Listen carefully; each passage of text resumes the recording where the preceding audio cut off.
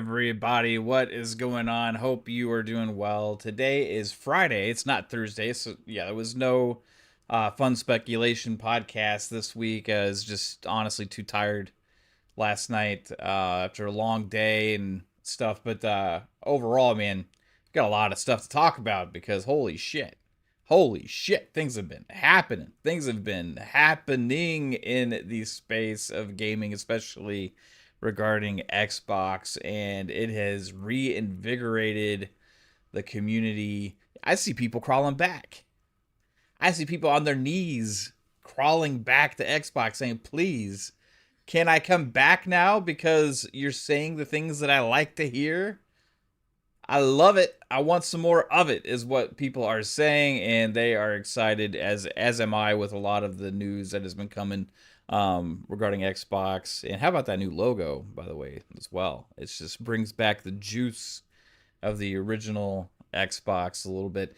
People are saying, I saw Cliffy B say, hey, that's not a new logo. It's basically like a doctored up logo, the same logo. Hey, it looks fucking different, bro. We're talking semantics. Talking semantics here. It looks different. It brings different energy. It's a new fucking logo to me, and I think it is to many of you guys out there as well. Kate says she agrees with Cliffy B. You know what? It brings life and energy. It's green, man. It's fucking green. It's green. It's not just green. It's like glowing green, and it's absolutely awesome. Shout out to E-Ranks. Hope you're doing well. Shout out to Psycho. What's up, bro? I hope you're amazing, man. I need to hopefully have you on one of our shows again sometimes when you're not fucking working. Sup, Alvin? What's up, Alvin? Hope you're doing well. Sup, True Serum says, yo, brother. How are you doing, True Serum? Says, we just need to pretend like nothing happened. This is Xbox Ultimate and Pong, and everything from the time ABK was brought up until now is erased. I wouldn't go to that extreme. I mean, there's still a much different company since ABK happened. And there's a lot of things that are still happening. I mean, everything is fluid, right? Everything is fluid. I don't think we're see the end of the changes. I think there's a different focus now. I think we're seeing a different level of energy and attention, especially to the core audience, which is I think is the most important thing. And yeah, I think ultimately that's the biggest difference.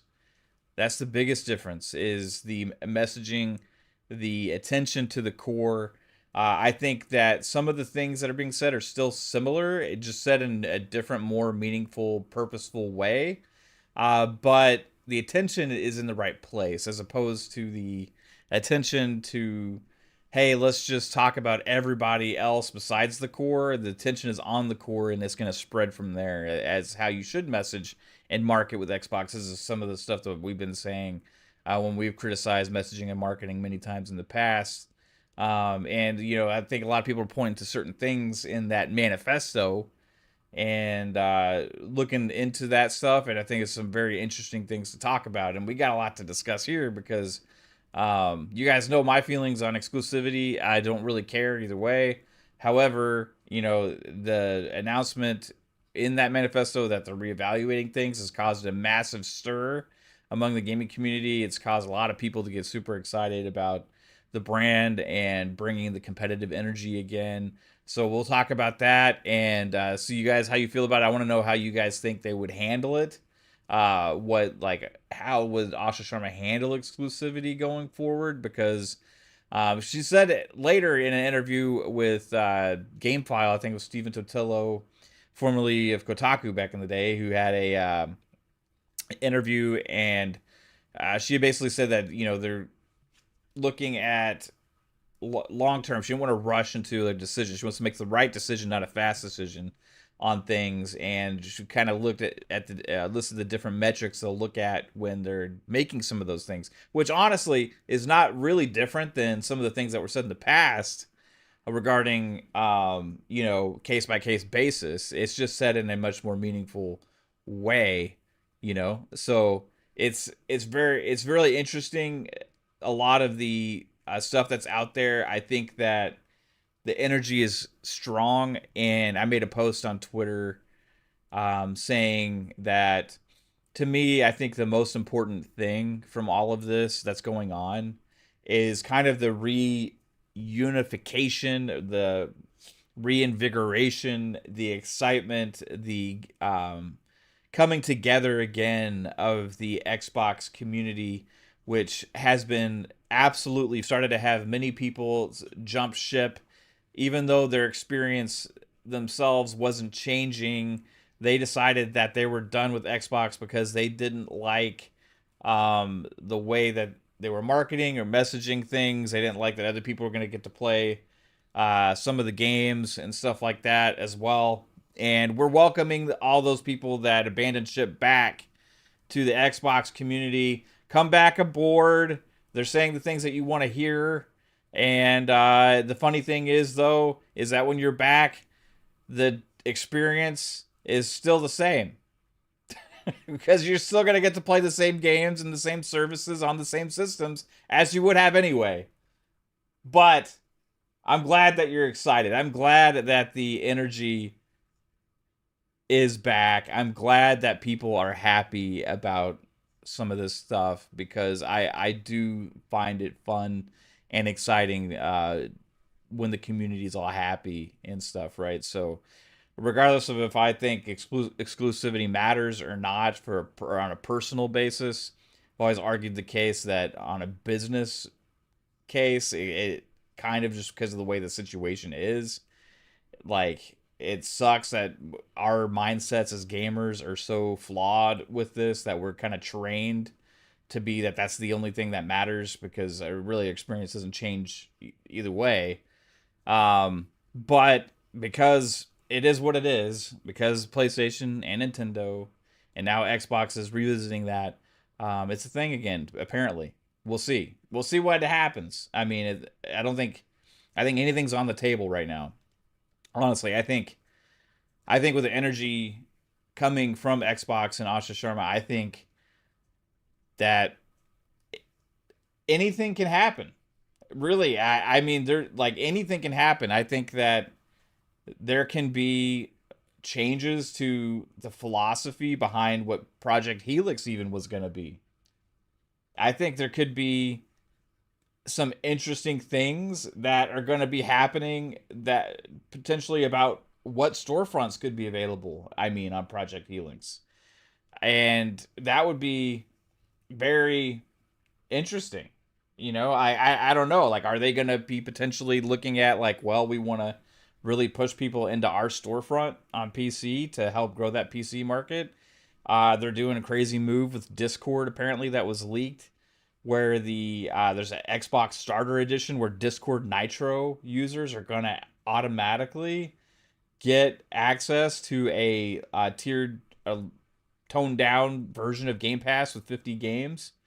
That's absolutely interesting. Game Pass is going through massive changes. That started a few days ago with the price drop. When have we seen that? I mean, that's absolutely insane. A price drop for a subscription service. Now it's a trade-off. I'll say that, and I think it raises some questions.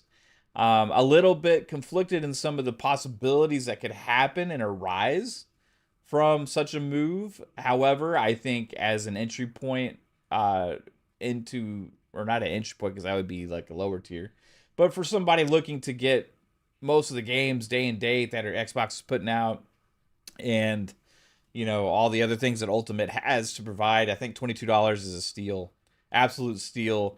Whereas any subscription at $30, once you hit that mark, is more of a personal question of how valuable is it to you at that moment in time. I think that the $22 mark helps gain long-term retention, and I think that's one of the reasons that they are moving that direction with getting that price down. So that's very interesting. But let's say hello to more of the chat. Shout out to Polly Bob. It says, "What a great play on words, Xbots." Hey, you see on Twitter, you guys see what's going on. You guys see all these people saying, "Oh wow, like I'm at coming back." I saw one guy's like, "Fuck it, I'm in. I'm buying an Xbox." Asha Sharma replied, said, "Hell yeah." Right? Like I saw many people be like, "Hey, I was done with Xbox. Now I think I might be back in." The funny thing is, yeah, I think the one thing that you can say automatically did change was the price of Game Pass Ultimate, which is something you can point to and say, hey, that is something that did change. So if you want to come back into that, but overall, man, I've seen such a crazy sentiment change after a manifesto. A fucking manifesto. It's got Jerry Maguire energy. Show me the fucking money. It's got Jerry Maguire energy. Remember Jerry Maguire's manifesto? I want to read some of this stuff, but first let's get into the chat. Shout out to Polybaba. It says Steam ain't coming to Helix. I think Microsoft will subsidize the console at launch too. Questions, man. I think a lot of things are on the table. I think anything could happen. Who knows, bro? Who knows? Shout out to Vin. It says Venom cancellation was because of Tony Todd. How will people believe such a thing? What do you so Venom expansion was canceled? A mission statement manifesto, same thing. So the Venom expansion for Spider-Man was canceled. Help me help you. Help me help you, says Mac22TH54. Sincere says, now let's see what marketing does. That's the real challenge. Shane G says, they will definitely change Game Pass. I don't think day one will ever be lower than $23, regardless of what a la carte they do. I just hope they keep a day one option. She did use the word sustainable. Yes. I was actually talking to Kate in the car yesterday when we were driving, or not yet. Was it yesterday? I think before all this other stuff, before that I read the manifesto and shit. Like, and I was talking to her about like, man, it's like interesting seeing a lot of the conversation because I've seen like a lot of Xbox fans that were advocating for Call of Duty to be removed for Game Pass, right? Oh, lo and behold, guess what? Call of Duty gets removed from Game Pass. Like, and you can point to that one thing and say, hey, that's fair trade off. If you sign up for a year, that's $84 of savings. 7 times 12 is $84. Call of Duty is $70 plus tax, so it's looking at $76 roughly, something like that, right? For most of us. So yeah, fair trade off in that. But like I think like it's interesting if you look at the a la carte things. I think that kind of opens up the possibilities of like, what happens if they decide that another game is too valuable to be in the subscription, right? Do they, when they're talking about the a la carte things, do they end up like, how do they handle that? You know what I mean? Like, how do they handle that shit? Because like, it's like, oh, we're gonna end up having this Call of Duty tier later that's gonna be in it more than what it was before. That also maybe has other games in it too that maybe they end up cutting out ultimate. Like it sets a precedent or kind of opens up a little bit of a Pandora's box there. If you know that Call of Duty alone is worth $7 a month to them in a subscription service, what does that mean for the rest of the largest games that have the biggest budgets that they're expecting the most sales from? You know, how do they weigh those things later on? And I use like something like Elder Scrolls 6 as an example. You know, it's just interesting to think about. Who knows what's going to happen? The whole a la carte thing is at its heart, it's good, but I don't want it to become a thing where if you want everything, it becomes like 40 or 50 fucking bucks. You know what I mean? Like that would be also insane, but you know, if like I guess that's what the potential route they could end up going. I don't know. Um, Looking at different options, I think the Discord move is super awesome idea because you're having a lot of gamers that play on a multiple other systems that use Discord, and with Discord, if you're automatically having those options and you go, hey, we're all in Discord hanging out together or talking, hey, these games are all available to us, so why don't we just give this game a go? It's kind of pushing people into that Xbox store, right? That may have never cared to use it before. So I think the Discord thing, targeting people that aren't Xbox users on PC and pushing them into Xbox PC through interesting means like that, is kind of a brilliant idea. I don't know when that started. with the conversations, but I think that's really smart. Also, potentially a Netflix thing happening. Will it be similar to the Discord idea? Who knows? Psycho says now take off Fortnite Crew and Ubisoft Classic and lower Game Pass to $17.99. I don't think they're going to just see another ultimate price decrease. I think the what we're going to see now with the changes is going to be more of the a la carte option thing, and it's going to be. I'm curious how they're going to implement and announce that with like here, if you want this, it costs this much. If you want to add this, it costs this much. Like it's pretty crazy to think about, and how it's handled is going to be very interesting to see. But at its core, this means a pretty substantial change to the Game Pass model. Um,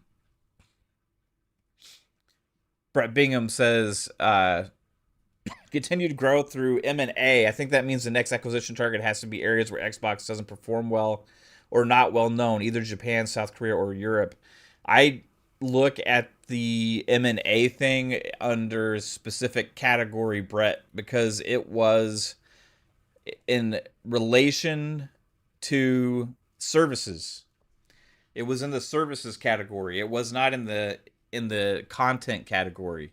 So it says use M&A deliberately to accelerate growth where organic paths are too slow. I think they're looking at potential services to acquire or partners that they maybe have had relationships with, to help fix the services side of Xbox. And what does that mean?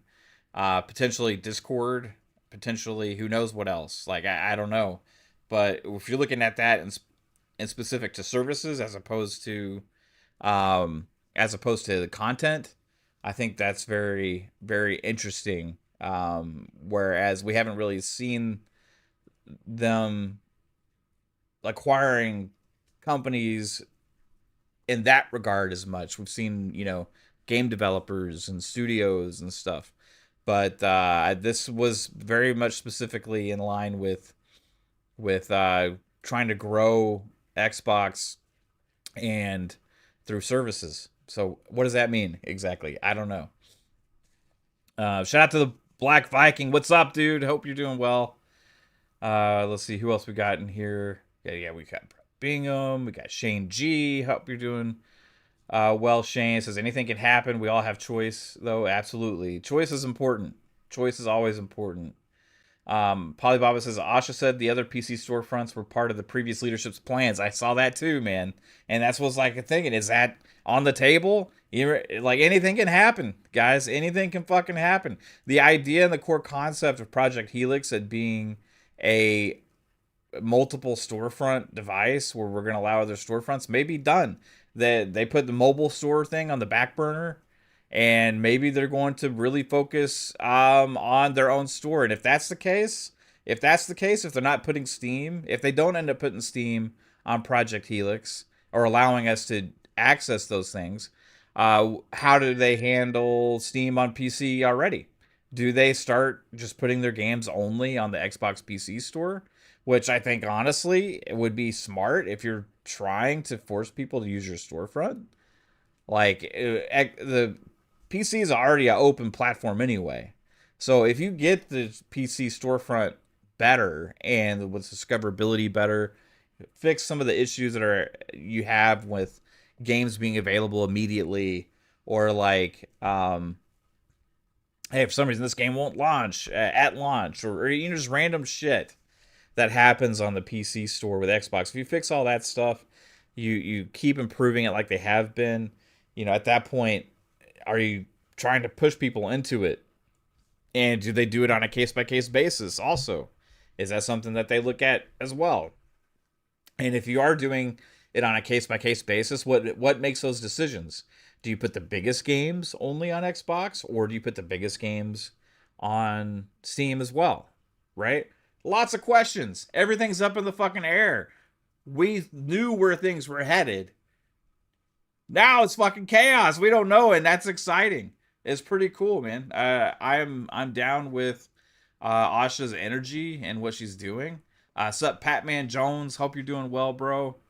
BT Maverick in the house as well. Hope you're doing well. So we got Sincere's here. We got Ray Oid here hanging out.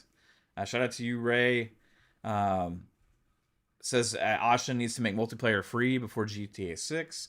That was another question. If you're going to have all these different things available on Helix, like how do you make multiplayer not free? If you can have the PC store and the console experience in the same place, you can't. It would be fucked up if you could play the same Xbox games on Steam on a device for free, and then you have to have a paid subscription to play multiplayer in a different storefront, right? But that's not how it goes because PCs on Xbox is free as well. So it's like, how does that work with Game Pass and the subscriptions? Like, yeah, I don't know if that's your go-to device. You know, almost, guys. I mean, be honest with you, I get the feeling that Project Helix might become more closed than originally planned. Like, I don't know what that means necessarily. I mean, they just announced it and they just talked about some of this stuff. But I think it's going to be mainly geared towards just Xbox now. I don't know. It's very interesting to think about and look at. Uh, let's see. We got 127 Yankees. How's it going? Says Hot 97 talking about Xbox. You mean Hip Hop Gamer actually giving Xbox props? Man, I gotta give Hip Hop credit because I've seen him giving Xbox props for a while now. You know, back in the last couple of years, he's been hyping up Xbox with a lot of the changes that they've been making, right? And going against the grain on what a lot of people were saying because he was like, "Hey, you guys get ready. You don't know what Xbox is cooking." All this kind of stuff, you know. I think he kind of knew some things about Helix and what they were doing there, and I think he had been really excited about that. So he's been kind of putting out that energy for a while.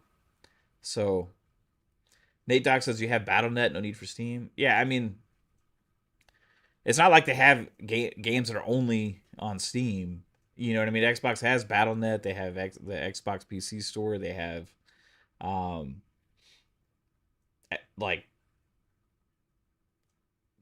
plenty of tools there for multiplayer for all of the games. So like, it just depends on, are they gonna be trying to push people more into that? I don't fucking know. Polybaba says, if they don't allow Steam on Helix, I don't think it's going to be that big of a loss because most people that are going to pick up a Helix are likely going to be console owners looking to upgrade. Right. And like that gets me into the price thing. You know what I mean? Like, it gets me into the price. Like, how much is Helix going to be? Like, if they do make it more of a closed off ecosystem, then does that allow them to subsidize it more? Right? Do they end up looking at that, and now because they're subsidizing it, does that make it potentially more affordable? Like Asha said, like, she wants to make the platform affordable. Well, if your primary device is like a $1,100 device or $1,000 device, you know, that's what you're leading with. That's not really affordable. She also said look at other affordable kinds of hardware. So I don't think they're done with hardware. I I think she's bringing this energy of like, hey, let's go. You know, it kind of points into the last few years of like, what the fuck was going on when they can make so many things happen so quickly, so direct, and they can like make these changes and announce these things and talk about different plans and admit that they're not in a place where they want to be. Like the whole energy and direction is just like shifted with the conversation and how things are being approached. It's like less kumbaya, sunshine and rainbows. It's more so, let's get this shit done. Let's focus on the gamers who care the most about our ecosystem, and let's give them a great experience, and let's start there. Imagine Helix doesn't have Steam, but then they don't put PS6 or Clockwork on Steam. Like, really make people come to you. Not saying they will. Right, Alvin, thank you for the $5 super chat, right? It says, like, exactly. I mean, Like on the PC, it's already open store for it's already an open ecosystem. So like, there's no reason why people can't put the extra fucking effort in. Like especially on a PC when like the Xbox app is already fucking pretty much pre there for you. You know, like with all the things they're doing with Xbox mode and shit like that, and these things like, I think they're wanting to turn that into more of a user friendly experience for all PC gamers, and I think that they're gonna accomplish it. But yeah, if you're trying to push people into the storefront, then push them there. Then push them there, right?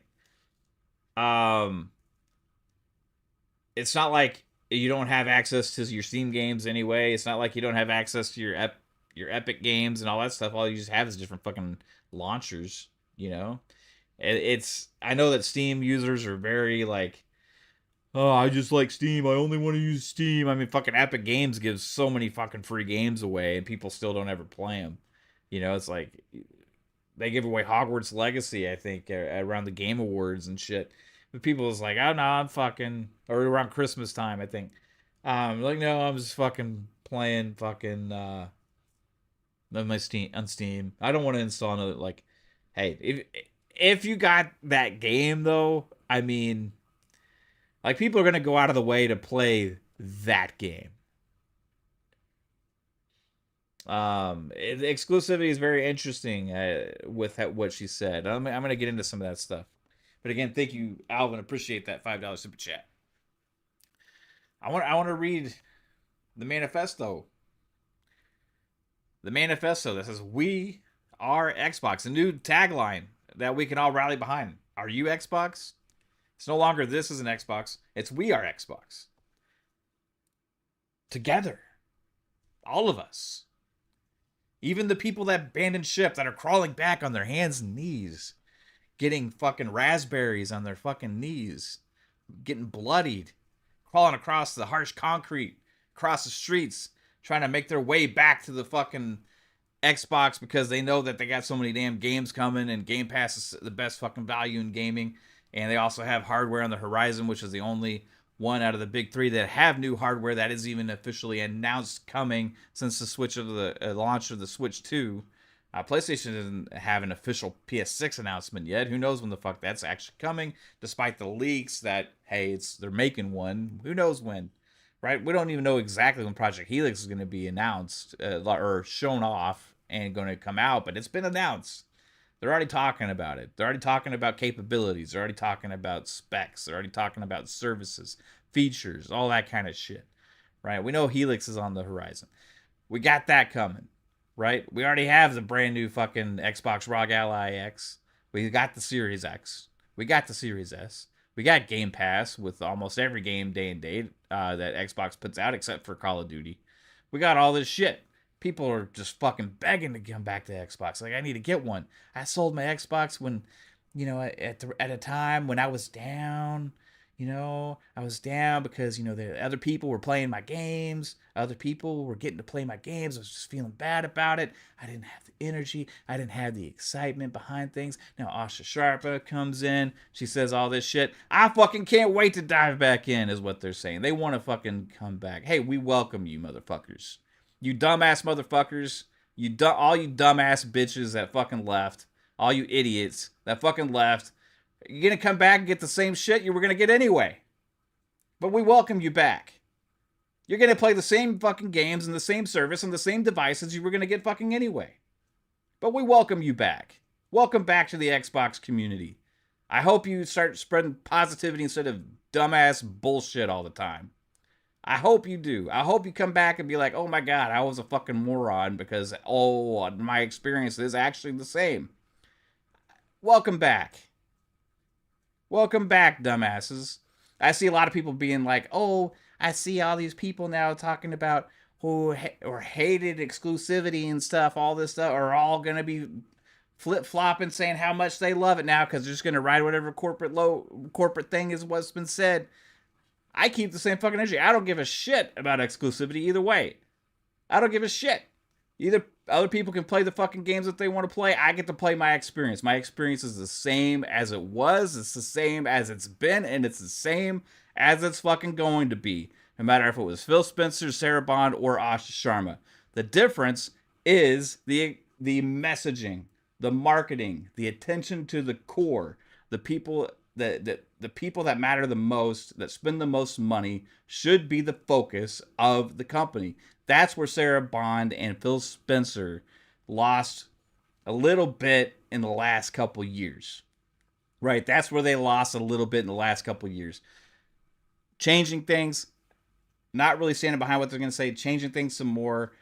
When we all play, we all win. Everybody else matters except for the core. Lack of updates to the console, lack of updates to services, price increase on Game Pass, all this shit happening, right? It was just rubbing people the wrong way. But none more so than the exclusivity thing, which caused people to ban and ship because that's all they fucking think they care about.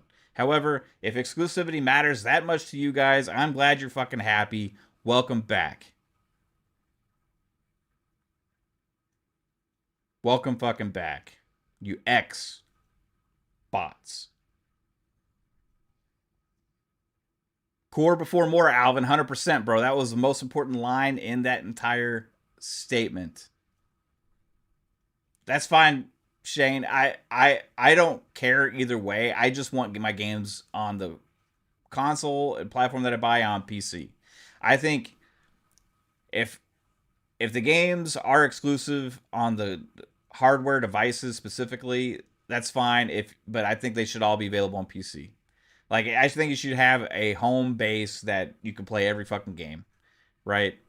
Like, it's just stupid that, imagine there was like 7 platform holders out there and they all had, like, imagine like Sega was still making consoles, and let's say like, how Capcom's gonna get in the console race. Oh, let's say, oh, how about Take Two's gonna make a console? Oh, let's all get behind having all these fucking consoles with exclusives and have fucking 7 devices hooked up to a TV just to play your games you want to play. I'm sick of buying hardware for one fucking game and letting it sit most of the time until you feel like playing that one game again, and then next year finally another one releases. They ain't making money off of us for that shit. They subsidize the consoles anyway. They're probably net negative on somebody like me. PlayStation, Nintendo are probably net negative on somebody. They probably, well, not Nintendo. They make fucking profit on their hardware, but PlayStation's probably net negative on me. Probably lost money for me as a user.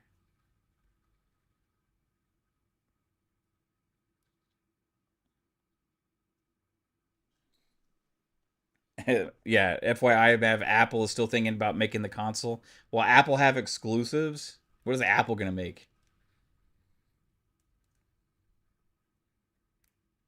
Rip you off the game?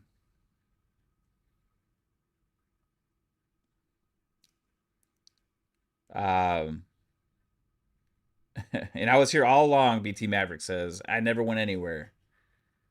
Shane G says I don't actually don't like seeing them people happy over possibly getting exclusives after all the damage they caused the last 30 months whining and crying. Yeah, dude, I've been talking about how the fucking gamer mentality is so backwards. We care more about the companies and the success of the companies and promoting like this um team thing, almost, like, as opposed to just what's actually best for the customers, you know. But at the end of the day, it's not changing, right? It's not changing with Nintendo. It's not changing with PlayStation. It is what it fucking is, right? If I can play all my games on PC, I would be super happy. Unfortunately, Gran Turismo 7 isn't on PC, right? Which sucks ass. I hate that. Unfortunately, Nintendo releases games that aren't on PC. So you got to buy their fucking outdated, weak ass hardware. But it is what it is. Nate Doc says Horizon 1 sold 25 million. They still make money off some of their exclusives, in my opinion. Um, BT says Apple will buy PlayStation. It's not, you're not the first person to say that. It's been in the thoughts and minds of many for a long time. We'll see if they would be able to get away with it. Who knows? Polly says some gamers are fickle as fuck. It's a pride thing. It's an emotional thing, man. It's an emotional thing. I get it, right? I get I get it. I get being excited. I get the emotion thing. I get fucking pumped, you know? I get that stuff. But at the end of the day, I look at what my experience is, and that's what I judge the most. And I want the most games for the best value I can get, and I want good games. That's what Xbox is delivering and has been delivering, right? So, I wasn't jumping ship. All my conversations I've been having basically was about like, hey, like, why you guys fucking leaving? It's like, just things are getting good. Look at all the releases they had last year. And we got 25th anniversary this year with all these games coming out. And you're going to go spend more money on a device that you supposedly hated for years to go play those same games you were excited about and championed before? It didn't make any damn sense. Guys are knuckleheads. However, we welcome them back. There's room for those guys too, right? I think that ultimately what matters most is that the energy is back, right? The energy is there. I think that the messaging and marketing is going to be way better. So we'll see. The only game I want is Star Fox on Nintendo, right? Yeah, dude. Star Fox, Fire Emblem for me. You know, the other games that they have kind of like lost the plot for me over the years. I just got Tamagotchi Life for my daughter, so she's into it. Vin says Xbox will still continue to put their games on PC day and date, so there's no such thing as exclusive. It's just not on other platforms, right? Yeah, that's why I'm like, I could care less. Like, if they put their games on PlayStation or don't, my experience didn't change. I would have a problem if they took games off PC, mainly because the PC has enhanced feature sets that you don't get on console, like ultra wide. If you have a better graphics card, you can take advantage of that. You can get higher frame rates. You have more options. You know what I mean? Like, I love the experience of playing games on PC, but I also love the experience of playing games on console. So I love Xbox that gives you both. Gives you fucking both, man. And they're the only ones doing it. When everybody was bitching and complaining and all this other kind of stuff, saying all this and that, I'm out. I'm like, man, they're giving you more than anybody. They're giving you more than anybody. The difference is the energy and the messaging now. It's a good Dark Zone. Hope you're doing well. Says Asha is going to Xbox, back to Xbox 3 levels of success. Sony is not prepared. I mean, she's aggressive. I mean, storming out the gates, aggressive. But also, you can be aggressive and say stupid shit and stuff, and she's not doing that. She's saying the right things, being upfront, clear, with good messaging behind everything that she's doing, but also so far when she's said things have actually happened. And it's not like she's going to have every fucking answer right now, but the things that she's saying that she was going to address are already being addressed.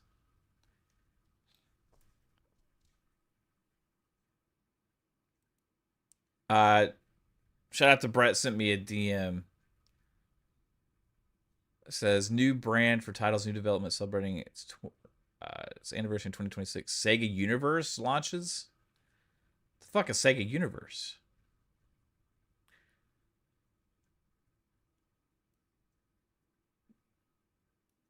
Is that like a Sega classic IP thing? I'll tell you this, I'm glad I don't have to buy a fucking console just to play it. Whatever it is. Introduction. This is all in Japanese, man. I can't read this shit. Oh, there's a thing I can make it in English. Okay, hold on. Let me read what this is. Got Outrun. Awesome. Bare Knuckle.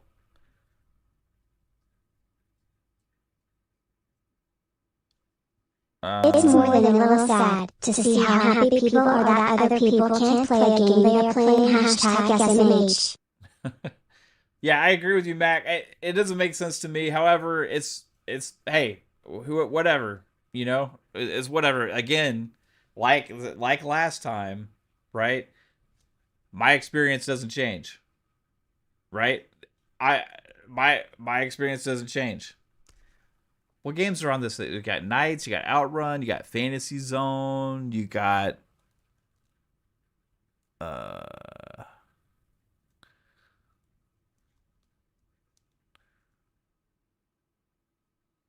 Guardian Heroes.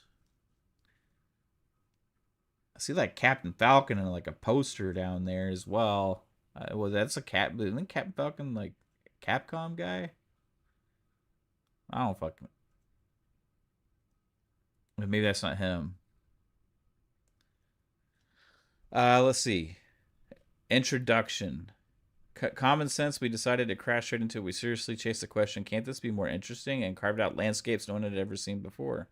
Rough, almost reckless, sometimes spinning our wheels, but that's exactly why it was real. Even when people laughed at the challenge, it shone brighter than anything else. Time has passed. With changing eras, some things were lost. Still, there is an impulse that never changed, a glare that never faded. Not to turn that recklessness into nostalgia, not to say those were the good old days. That frenzy's still alive somewhere even now, never rusted, never dulled. So let's do it again, next time even bolder. Games and characters born in the past, transcending generations and borders that continue to live on in the same universe even today. Beyond games, expanding into film, music, fashion, and even further forms of entertainment while changing form. The experience is constantly updated. Everything created here remains in someone's memory and is passed on to the next generation. Uh, there's a little video. What the fuck is this?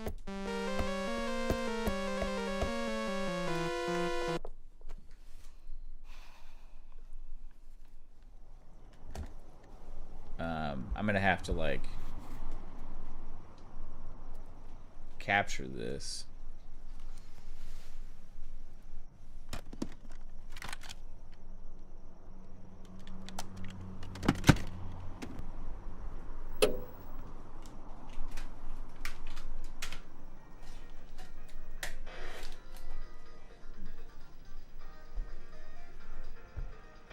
It's Outrun.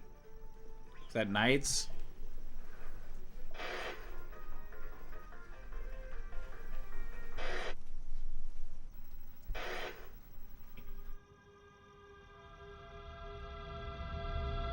No old, say gold. Sega!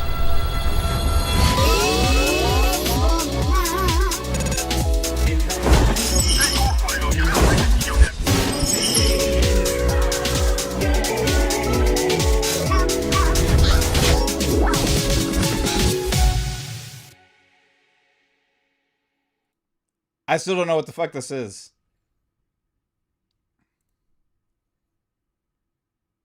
About news. Is this basically like a game, like a retro games collection?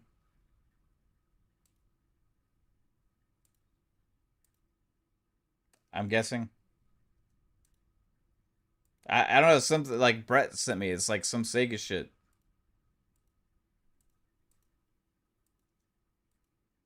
and like it's freezing my browser. I don't even know what it fucking is, bro.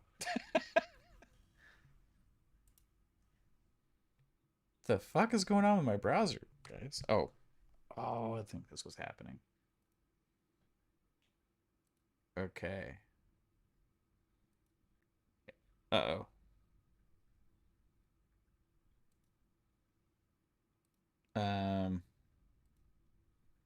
Hold on.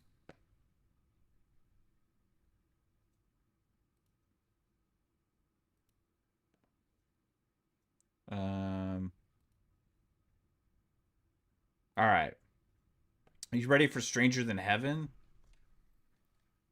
Which one is that? I don't remember what that is, honestly.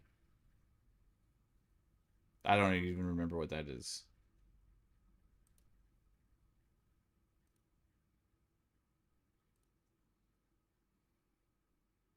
I got. Thanks, Brett. Appreciate that. It sent me malware. Yeah, at least it wasn't something else. Hey, everybody, enjoy those gifteds. Let's see. Nate Dogg says exclusivity slash console game. It's so companies can build the best marketplace for you to form money in. I think will make Sony better and might light a fire under them. Um, yeah, I need to turn that off for each fucking individual sub. There we go. Let's see if it does it again. Um, have I played the Starfield DLC yet? I launched it, but I've been sucked into MLB The Show. Honestly, I've been playing it on console. Well, it's not on PC. I've been playing on my Xbox like constantly, and I'm into my like second full time season, so technically my third season already in Road to the Show. Um, which I got some nitpicks. I won the National League MVP and Rookie of the Year in my first full year. And it was a contract year because like they were only offering me 1 year contracts. And for the National League MVP and the National League Rookie of the Year, an open free agency, no offers. The only offer I had was from the team I was already on for 1 year for $700,000. Whereas the other young prospect, second baseman, is making fucking $25 million a year. $25 million a year. I got offered $700K after winning National League MVP and the fucking Rookie of the Year. Silver Slugger Award, all that shit. Led the league in RBIs. $700,000 a year for like the best player in baseball. What are you doing, MLB? The show. Crimson Desert now has difficulty settings. Really? I didn't know it didn't, to be honest with you, before. Did like they just trying to make it more for like accessible, I guess. Let's see. I'm gonna get back into this we are Xbox post. I'm gonna read this shit now, guys. Contracts need insiders? What do you mean? On MLB The Show? E-Rank says, I was very disappointed in the Starfield DLC, to be honest. The saving grace is that Delta, the new companion, is definitely the best one in the game. The story kind of sucked, in my opinion, though. Man, it's like...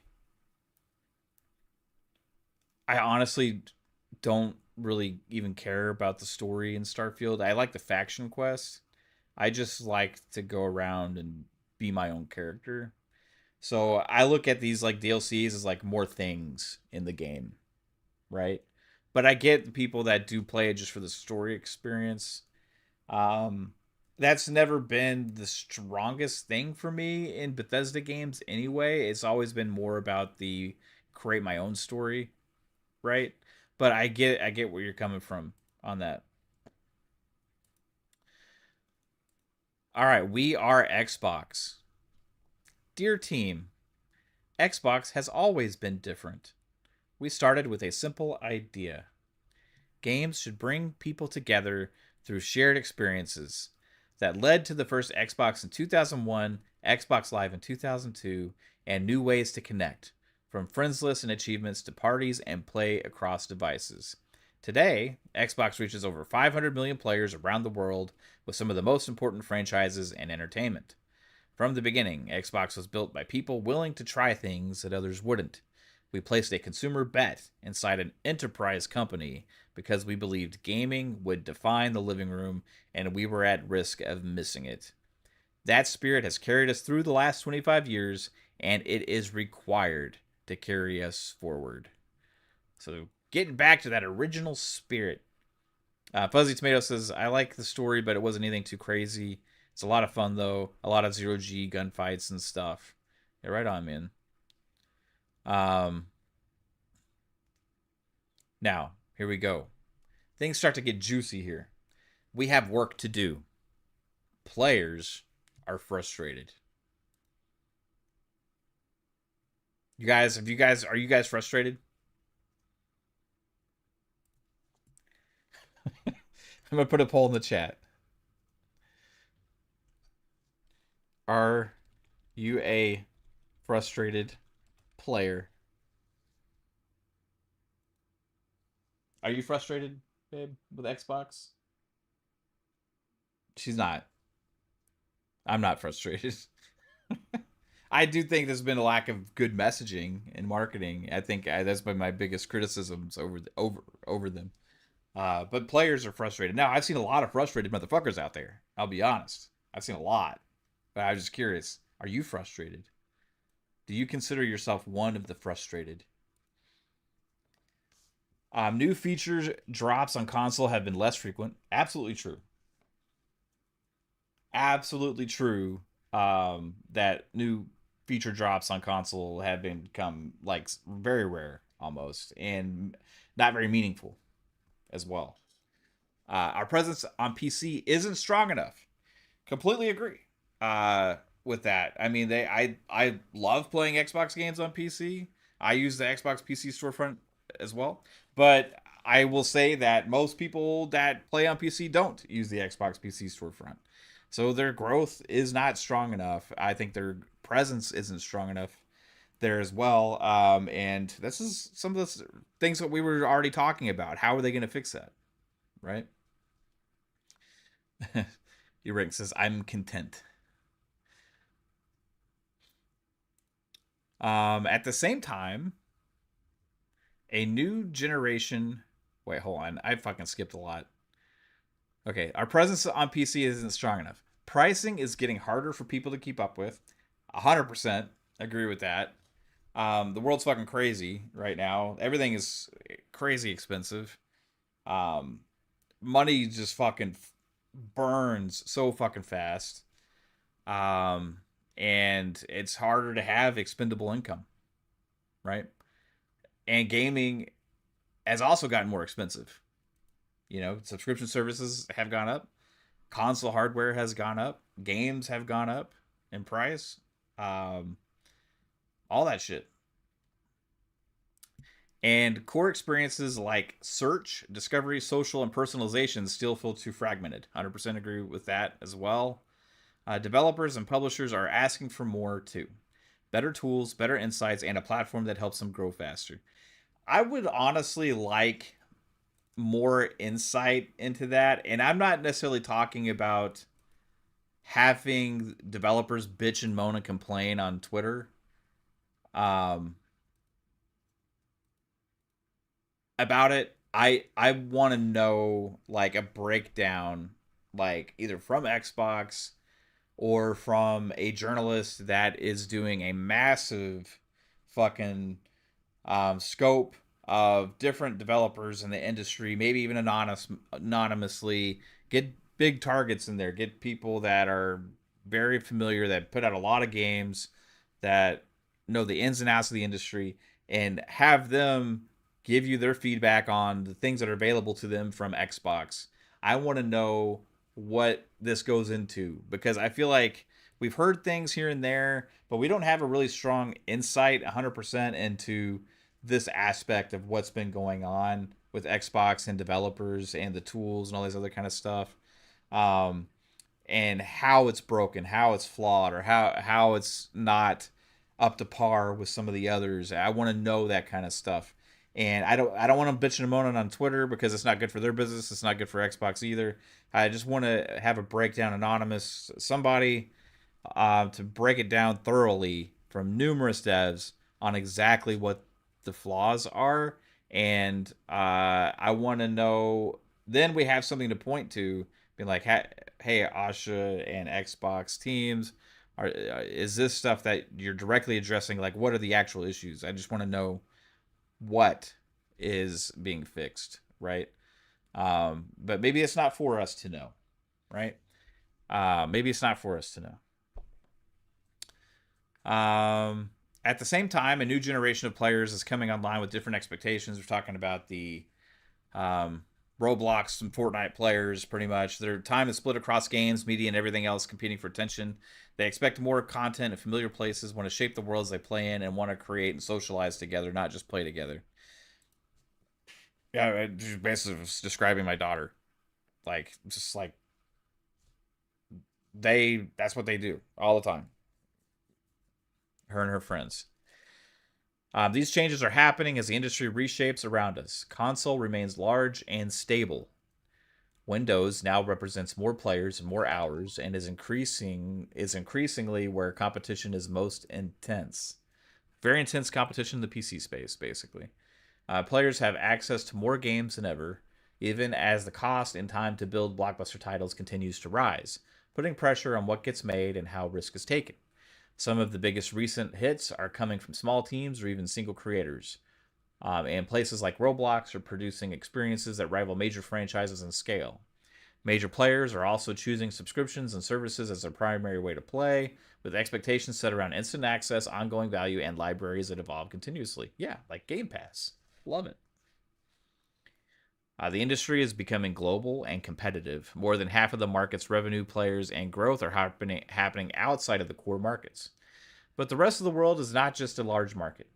Developers there are increasingly competing with the most established Western studios, combining scale, speed, and a willingness to reinvent genres many once considered mature.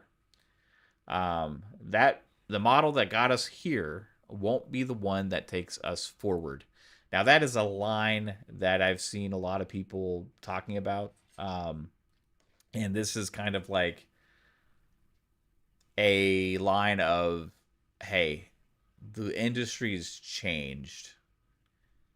Everything that's happened, everything that we've done over the last 25 years, we can't just expect to do the same thing and have the same kind of success. 75% of you say no, you're not frustrated. That leaves 25% of you that are frustrated out of the people that voted. That's a substantial amount that's frustrated.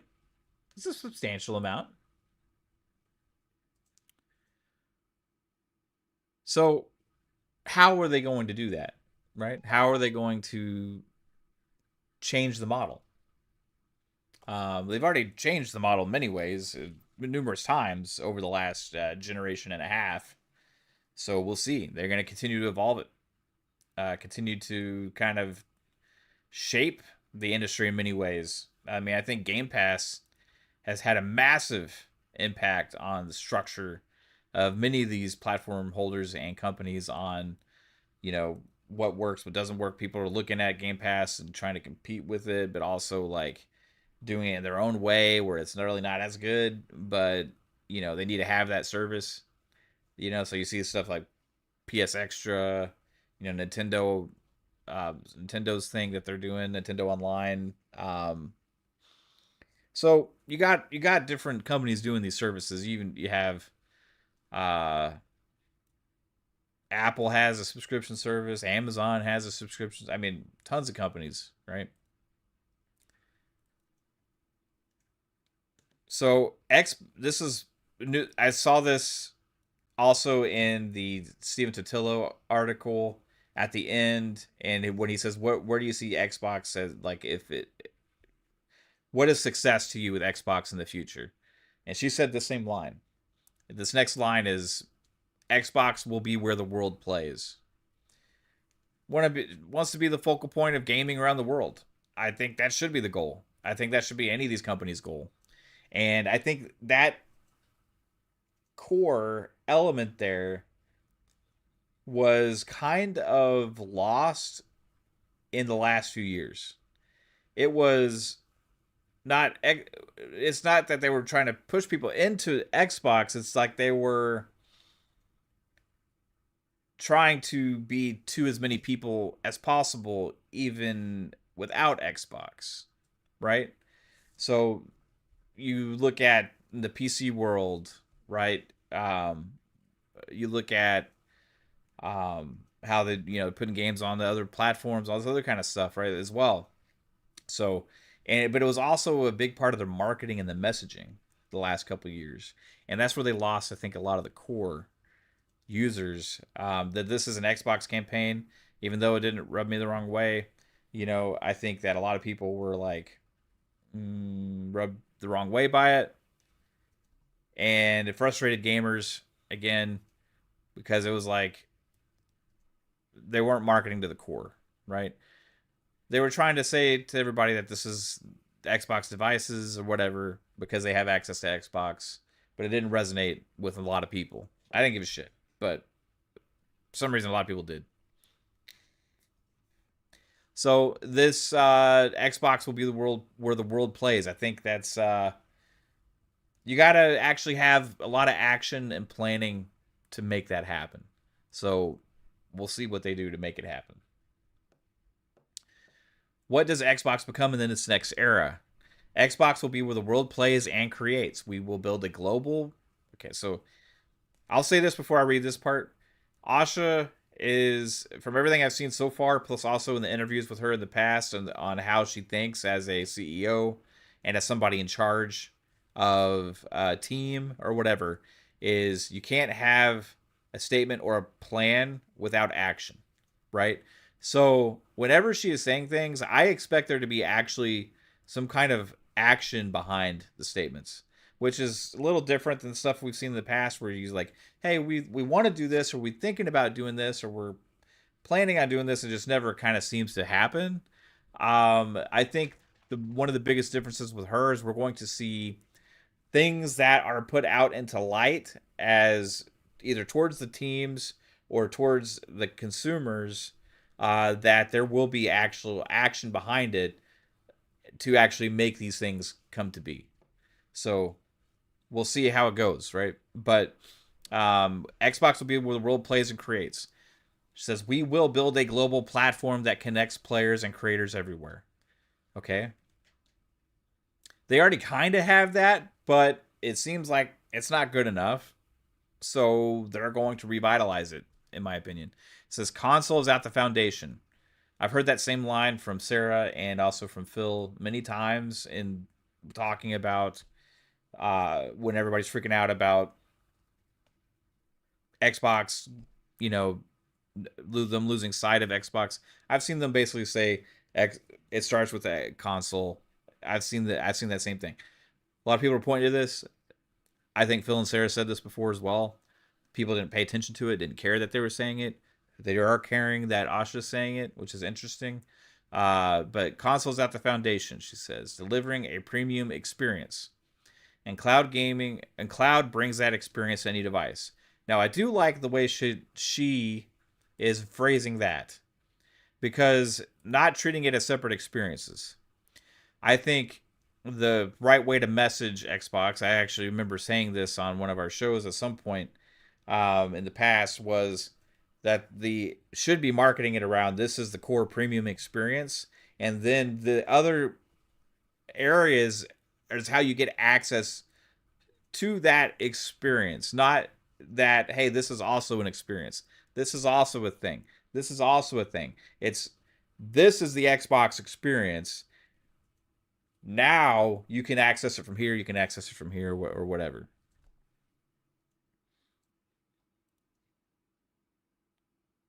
Appreciate it, Apollo Cooper. Imagine if Elder Scrolls V is a launch title for Project Helix. Yes. Talked about that too. Thank you for the $5, Apollo. Imagine if Elder Scrolls 6 is a launch for Project Helix. Imagine that it's only in the Xbox store.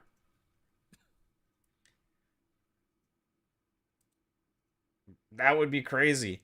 Is that one of the games they could reevaluate exclusivity on? Because originally it was going to be exclusive.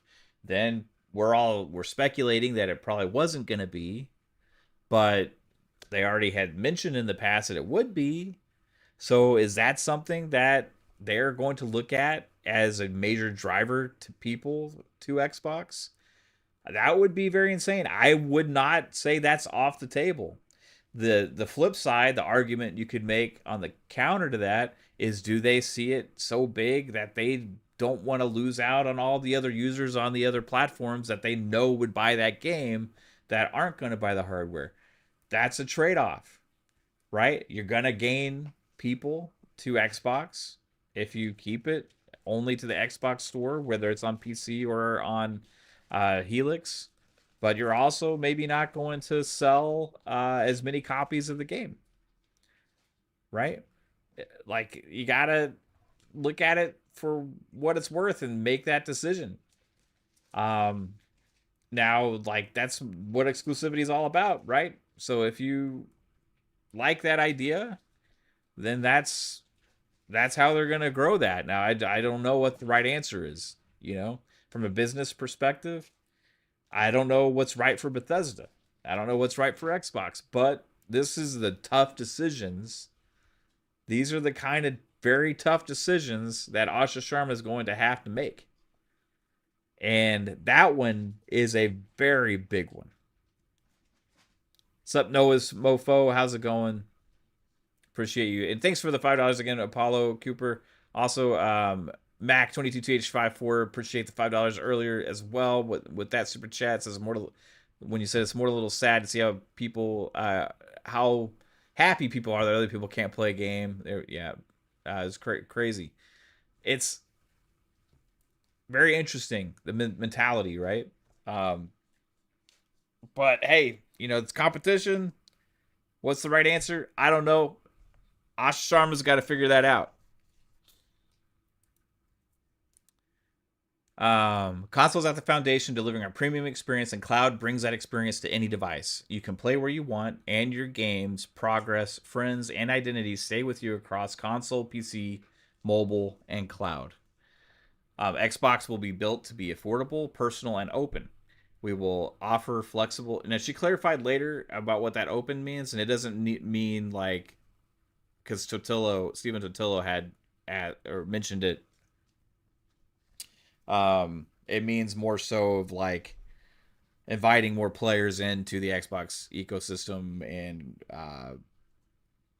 shit like that. It's not necessarily like about open storefront accessibility for different storefronts, which was interesting to look at as well. So we will offer flexible pricing so it's easy to get started and keep playing. The experience will adapt to you, letting you customize how you play, helping you find what you'll love, and connecting you with the right people. And we will be open to all creators, from individuals to the largest studios, giving anyone the tools to reach a global audience and keep their games growing over time. Our new North Star will be daily active players. So that's another very big change. Right? That's a very big change. Like, going after the daily active player metric as opposed to Game Pass subscriber metric, as opposed to in the past console sales metric. Daily active players. That's like what everybody looks at for like Steam and shit like that. When the player counts and everything for games, like they're looking at it for the entire Xbox ecosystem. But what's our daily active players? Now, I think they said they had like 500 million monthly active users across all metrics. But I don't know how far that extends. Where are they considering part of their ecosystem? Are they considering their games on Steam? Because you have to have an Xbox account to play a lot of the games, like especially multiplayer ones on there, right? Even if you buy a game on Steam, you log into it, you have to have an Xbox account. Like, that's an Xbox user, so they're counting that, right?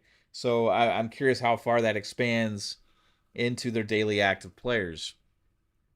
Because I'm damn sure if they're trying to count it, like, they're going to count all the Forza Horizon players across everything. That gets your numbers up. I mean, you don't want to limit it if you're trying to count players. I think wherever the games release is going to be how they equate that. So now, the interesting thing is, daily active players, if you release in less places, there's less players. So that's the exclusivity thing again. Like, if that's their metric, how do they quantify getting that up if they are not including those places? So then at that point, do they start down at a lower number and say, hey, we're only focused on the actual Xbox devices and PCs, and then grow from there? I don't know. Be very curious. We will execute this through 4 priorities: hardware, content, experience, and services. Hardware, stabilize Gen 9 as a healthy and high quality base. So basically, keep giving us updates and shit. You know, stop ignoring the Series X and Series S. Put energy behind it, market it, do all this, do everything you need to. You know, because I think it's also going to be here for a while. Yeah, that's true, Shane. When I'm done reading this, I'm gonna ask y'all a question, and I'm gonna want y'all's feedback on it because I think it's a very difficult question to answer. So stabilize Gen 9 as a healthy and high quality base. Deliver Project Helix to lead in performance and play your console and PC games. Um, Lead in comfortable personal high performance accessories. Cool, more cool shit. By the way, what did y'all think of the Forza Horizon headset controller and dock? I want one. I want all. I want all of them. Build a strong ecosystem that expands choice and reach. So they're gonna, it's getting into basically like Game Pass options, what devices you access things from, all that kind of stuff.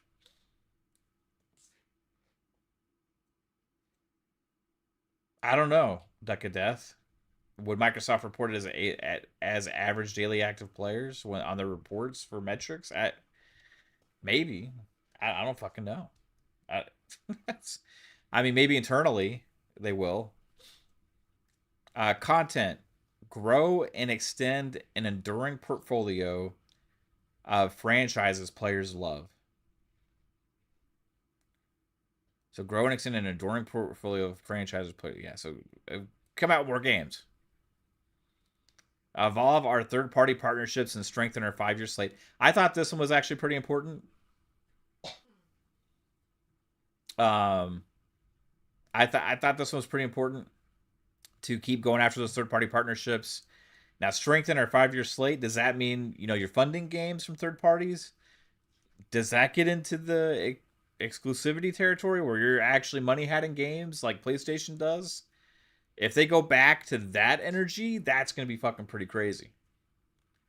Right? Like, what games do they go after for that kind of stuff, if they do? Expand into China, emerging markets, and mobile first audiences. Maintain and grow in live games and long term stewardship. Elevate creator centric platforms like Minecraft, The Elder Scrolls, and Sea of Thieves. So, those games that are those like black hole games or ever persistent games, hey, keep investing in them. I I would argue that, hey, take another look at Forza Motorsport and figure that shit out. You got an amazing game there that you can do amazing things with, but you've gutted half the team. Like you got a fucking canvas of amazing racing, like best on track racer in my opinion right now, and you're not doing what you should with it. Experience. Fix the fundamentals for players and partners. Very important, I think. I think right now, this is her like major core objective. Is she went and was like, this is fucked up, this is fucked up, this is fucked up, this is fucked up, this isn't working, this isn't working, this isn't working. We gotta get this right. I think that's gonna be the core, and I think that's gonna show out of everything. I think it's gonna show immense change with our just everyday experience. I didn't say what they're going to acquiring the industry and expanding, like as far as like acquisitions go. Truth, I think they could be looking at money hat deals or potentially, just like funding third party games for Game Pass deals and stuff like that. I think that's going to be something they keep doing, and not a whole lot different from what they were doing. I'm just curious on if they are funding games, if they allow them to be released in other platforms for like a year, or they're going to allow them to do day and date on other platforms now. Like, it's a question. Like, I think all those kind of questions are on the table, right?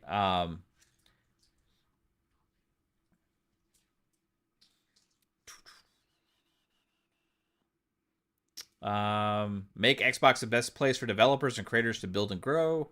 Overhaul discovery, customization, social, and personalization to connect the community. We're going to notice a lot of this. They're already working on it. Jesus, yes, she does mention mergers and acquisitions, but she mentions that under services, which is this next category. Services, because I think if it was content related, she would have mentioned it in the content category. But services is next. Fortify Game Pass with clear differentiation and sustainable economics. So there's addressing Game Pass right there. Interesting choice of wording, sustainable economics. How are they going? Like, I think they want to have it very Microsoft friendly, Xbox friendly, but also makes sense for gamers.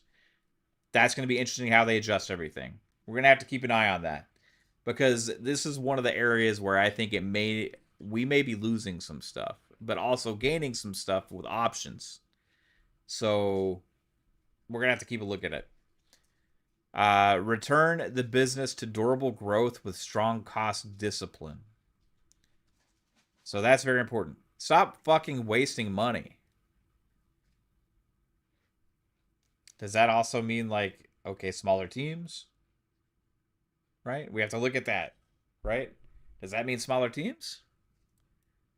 Cost discipline can be applied in many different aspects of game development, operations, how much you're spending on development of things.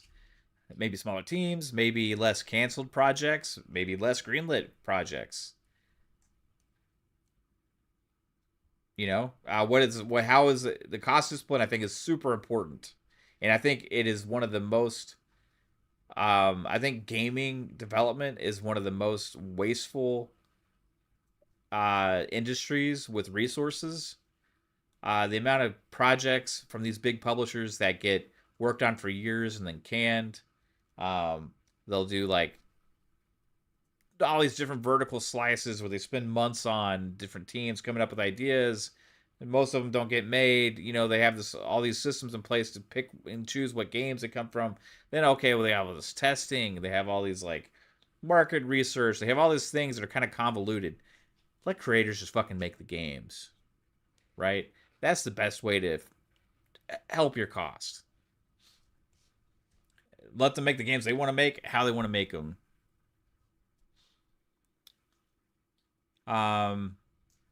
Make cloud play feel native, fast, and reliable across TVs and low-cost devices. I like that. Keep improving on the cloud because I think it is also a very important thing for the easy, especially with how expensive fucking hardware is getting. Eventually, more and more cloud players will be using it. So use M&A deliberately to accelerate growth where organic paths are too slow. So this is under the services category, everybody. This is being pointed to a lot because of mergers and acquisitions. Oh my god. Right? They're going to be fucking buying everybody, I think they're looking at, the services side, for mergers and acquisitions, what does that mean? Does that mean looking at acquiring companies like Discord? Companies that could be helping with your game DVR features or aspects like that, right? Social things. Are they going to be looking at acquiring companies that will bolster our experience, whereas developing that shit might take a long time, right? Very interesting that it was in the services, not the content.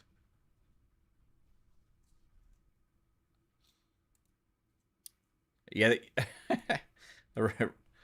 The Beer Baron says, not necessarily smaller teams, just getting rid of employees that do nothing. You mean the fucking game developers that fucking play ping pong all fucking day and sit on the couch, take breaks, read books? Whenever you can see a tour of a game dev studio And there's always just a bunch of like people just fucking sitting, standing around, just like drinking coffee or just with their red Solo cups. Also, like yeah, they take little fucking naps in their little nap pods and stuff, you know.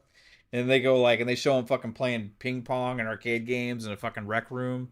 It's like, oh, look at our amazing studio. It's so fucking friendly, you know, We like all know that stuff. Xbox and Paramount has a strong relationship, like with Halo and COD. Do you think since Paramount is buying WB, Xbox could get access to DC? Apollo Cooper, thank you for the $5 super chat, bro. Hey, that's a very relevant question. Growth can come in many different aspects as far as services. They've had conversations with WB before they merged as WB Discovery, and now with the Paramount thing, like who knows, man? Like Ed Boon is always throwing out teases of Killer Instinct shit, or like that he loves Killer Instinct. Like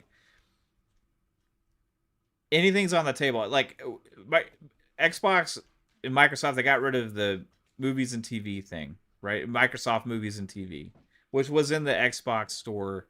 I loved it because I would use my reward points a lot of times to rent or buy movies, especially when they're on sale. Um, and we like checked it like almost every fucking night. Like it was part of Movies Anywhere too, so you could access all your libraries from all the different things.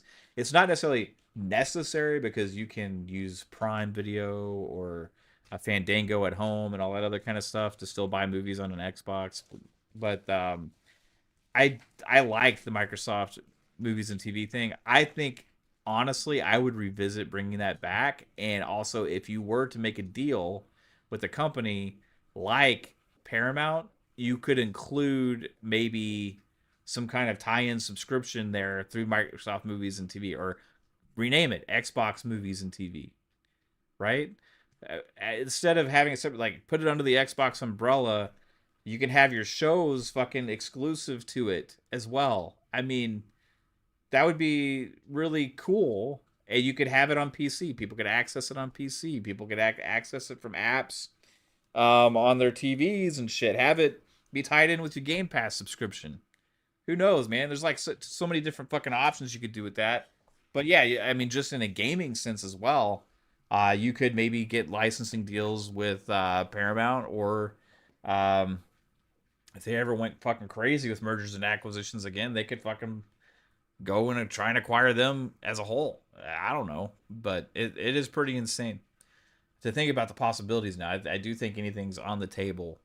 Depends on how they want to grow, where they want to grow. I think these companies are also thinking way more about transmedia than they did 10 years ago.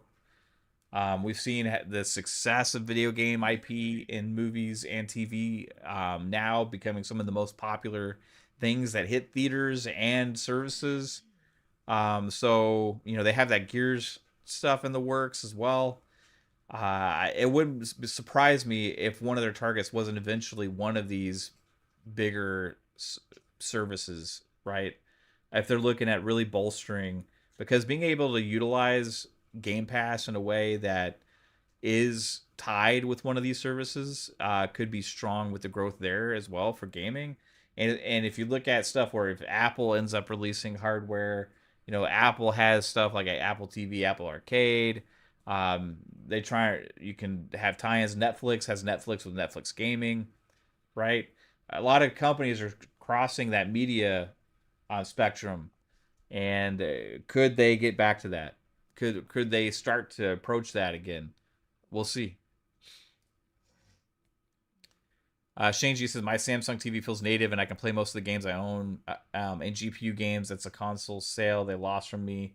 Shows how meaningless console sales are and how exclusivity won't sell consoles. The future is very different, you know, Shane. Like I think gamers in general are very short-sighted with their thinking. I think that showed even back when Xbox One launched. It was about to launch with the whole DRM fiasco. This is how you share games, all that kind of bullshit. People were really not thinking about what's better for everybody in the future and all that kind of stuff. They were just thinking about, well, right now, right here, and overreacting to stuff where we ended up having to have our fucking consoles online anyway. You know, like a PlayStation without an internet connection or an Xbox without an internet connection is fucking lame. You know, like it feels so limited. So much was made back then about that stuff. It just people lost their minds. Um, Kind of the same thing was going on with the whole doom and gloom fiasco over the last couple of years, in my opinion. People reacting to a lot of things just because of emotion, because of thinking of here and now, not really thinking about the long-term implications for consumers and us, and what's better for everybody, right? And it's interesting, but however, it's the world we live in. You know, it's a consumer-driven business. These companies, if they want to be successful, they're going to have to go with what sparks energy and emotion in a positive way from the audience that they're approaching, right? And I think that is the biggest difference right now with Asha and the last few years at Xbox is she is directly targeting the emotion and the feelings of the audience to promote positivity and energy behind the brand, with good messaging and marketing, and I think that is super important. And that's the biggest thing I'm happy for right now. So yeah, again, we talked about M&A. So I don't know exactly what that means in regards to what, but they are willing to spend money to to grow and establish Xbox as a dominant brand in the gaming industry. Along the way, we will. This was the other thing. Reevaluate our approach to exclusivity. This had people fucking jumping for joy, like when they read this, which was absolutely crazy. But hey, you know, whatever makes people happy. Like I said, if I get my fucking games, PC and Xbox, I'm happy. I could care less either way. But they are willing to reevaluate their approach to exclusivity. So that means that anything's on the table, guys. Anything's on the fucking table. She was asked about this by Stephen Totillo. She said that she didn't want to make a fast decision. She wanted to make a right decision because decisions on these things can have implications for decades, right? So we're gonna see what happens, but anything's possible. Um, Now, so along the way, we reviewed our approach to exclusivity, windowing. I think that means release windows. Like, hey, releasing first on Xbox, later on PC, or I mean not PC, later on PlayStation, uh, etc. I'm pretty sure that's what that means. If I'm wrong, somebody let me know because I was trying to rack my brain. What does windowing mean? Um, but I think it means like exclusivity time windows, right? And AI, and share more as we learn and decide. Um, We are Xbox. To achieve our master plan, the way we work must transform. I like that. Our best work happens when the full stack moves together. Microsoft Gaming describes our structure, but it does not describe our ambition. So we are going back to where we started and changing our team's name. We are Xbox. Yeah, the whole change is fucking Microsoft Gaming was stupid in the first place. It's so like soulless. From I can imagine like, you know, just the energy and the feeling is different. I work for Xbox. I work for, which is what they said anyway. But like, you know, like Microsoft Gaming on your fucking LinkedIn profile or whatever. It's like, hey, everybody's an Xbox fucking employee there now, right? Everybody there works for Xbox. There's no more Microsoft Gaming bullshit. It's just fucking Xbox. It makes it clear with a spirit behind it, right? I think that's an important thing, don't you guys? Like something that has some kind of meaning or energy behind it. And if you lose that, then it's just a name. And I feel like logos matter for that reason. I feel like names matter for that reason. I feel like messaging, marketing, I think We Are Xbox is targeted for that. I think the name, just having the whole team under Xbox umbrella, it matters for that. I think the logo change matters for that. I think trying to put some kind of vision about what it is that is behind the name, the logo, like I think it's something that is important for people to feel pride in. Like pride in like what you're working for, or what for gamers, like what they're playing on, you know? Like what is the spirit behind it? And that's something I think they did lose a little bit over the last few years, because it was the spirit and the messaging was like, we're trying to reach as many people as possible. When we all play, we all win, and it's not really like that's not a targeted per consumer emotional feeling response. It's more of like a it's more of like a, hey, let's just try and be good kind of thing. And it's like, yeah, cool, but it doesn't get people excited, man. It doesn't get people energized.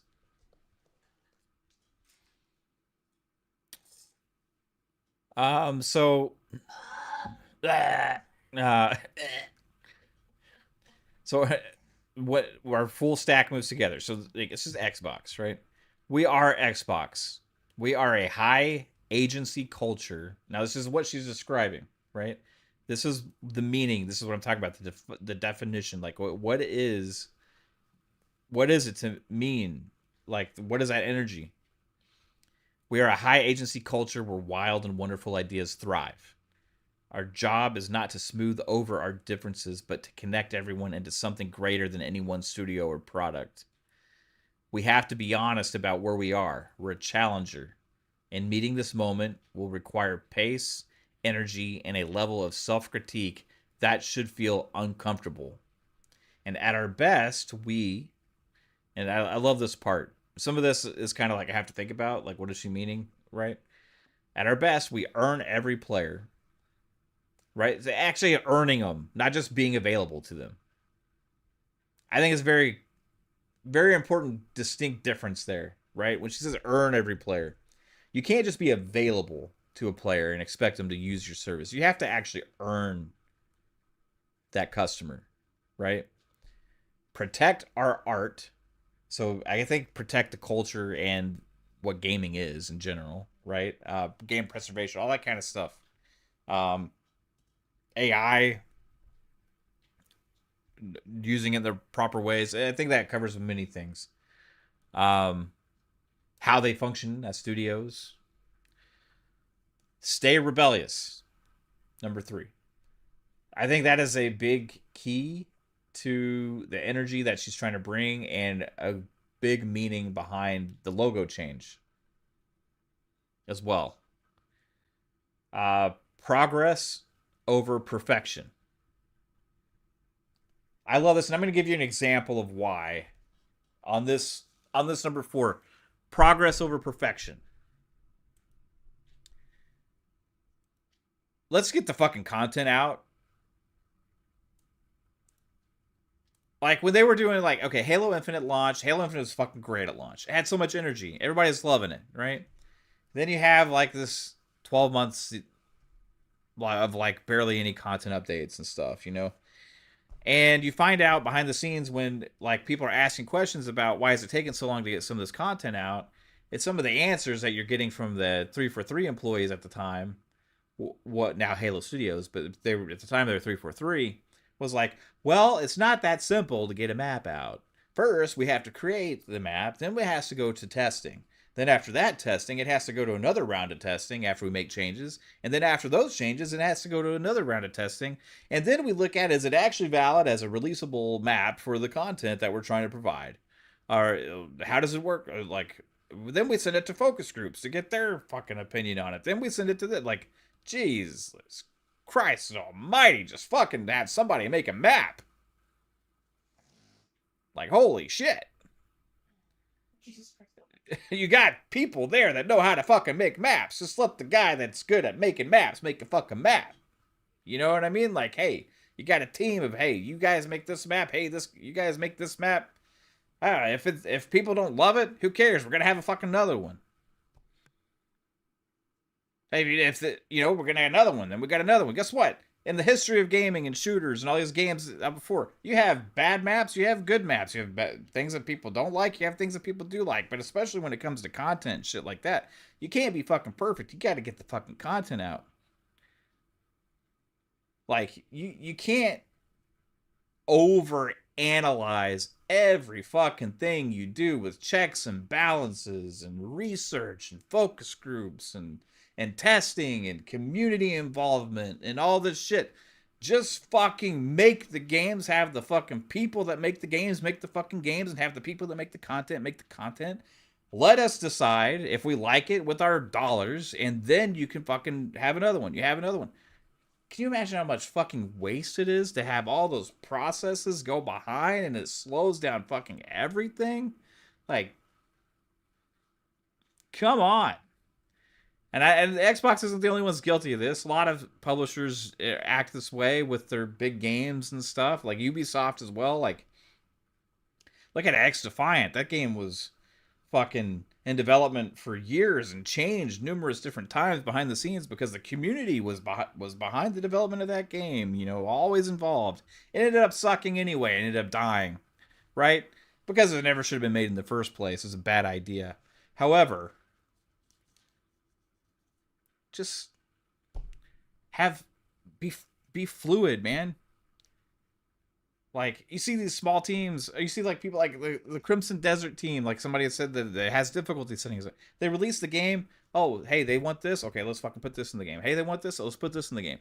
And man, people were just flying over the moon at the amount of updates that they were getting. Smaller teams that are able to do this stuff and are just reacting and coming out with content and stuff, like, we don't need to have a million fucking tests and checks and balances for everything. So yes, progress over perfection, please. Now, hey, guess what? You're gonna get some things sometimes that aren't perfect. They aren't even great. But don't let that stop you from actually having shit for people to play. And guess what? The best teams are going to make great shit. Nothing is perfect. Your great teams, the more freedom they have, the more flexible, the more they are able to just be creators, are going to make those special experiences. They're going to make those things that we all love as gamers. They're going to make those things that we remember. They're going to make those great fucking games. Don't hamstring them. Don't over corporate, like, out careful them. Let them be fucking rebellious and renegades and make fucking cool shit. So progress over perfection. That's what I look at number 4.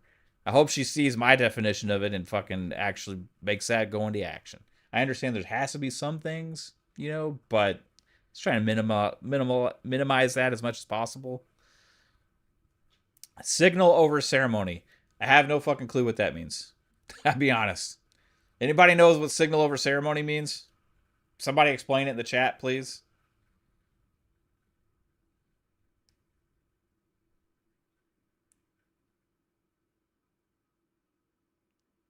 I'll wait and be patient. Signal over ceremony.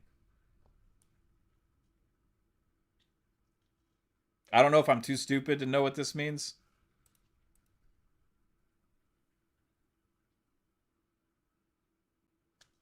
You're an hour and a half late, Sea Lord. Right on, man. Hey, that's why we got the playback button on YouTube. Go, you can rewind, you can fast forward, you can watch the rest later. Appreciate you being here, though, Sea Lord. And shout out to you nerds and other legends. I hope you're doing well. CBH4 God 76. Hope you're doing well. It says foundation stability, knowing that Xbox versions of games will be optimized and the main focus. They give a home cooked meal compared to going out to eat.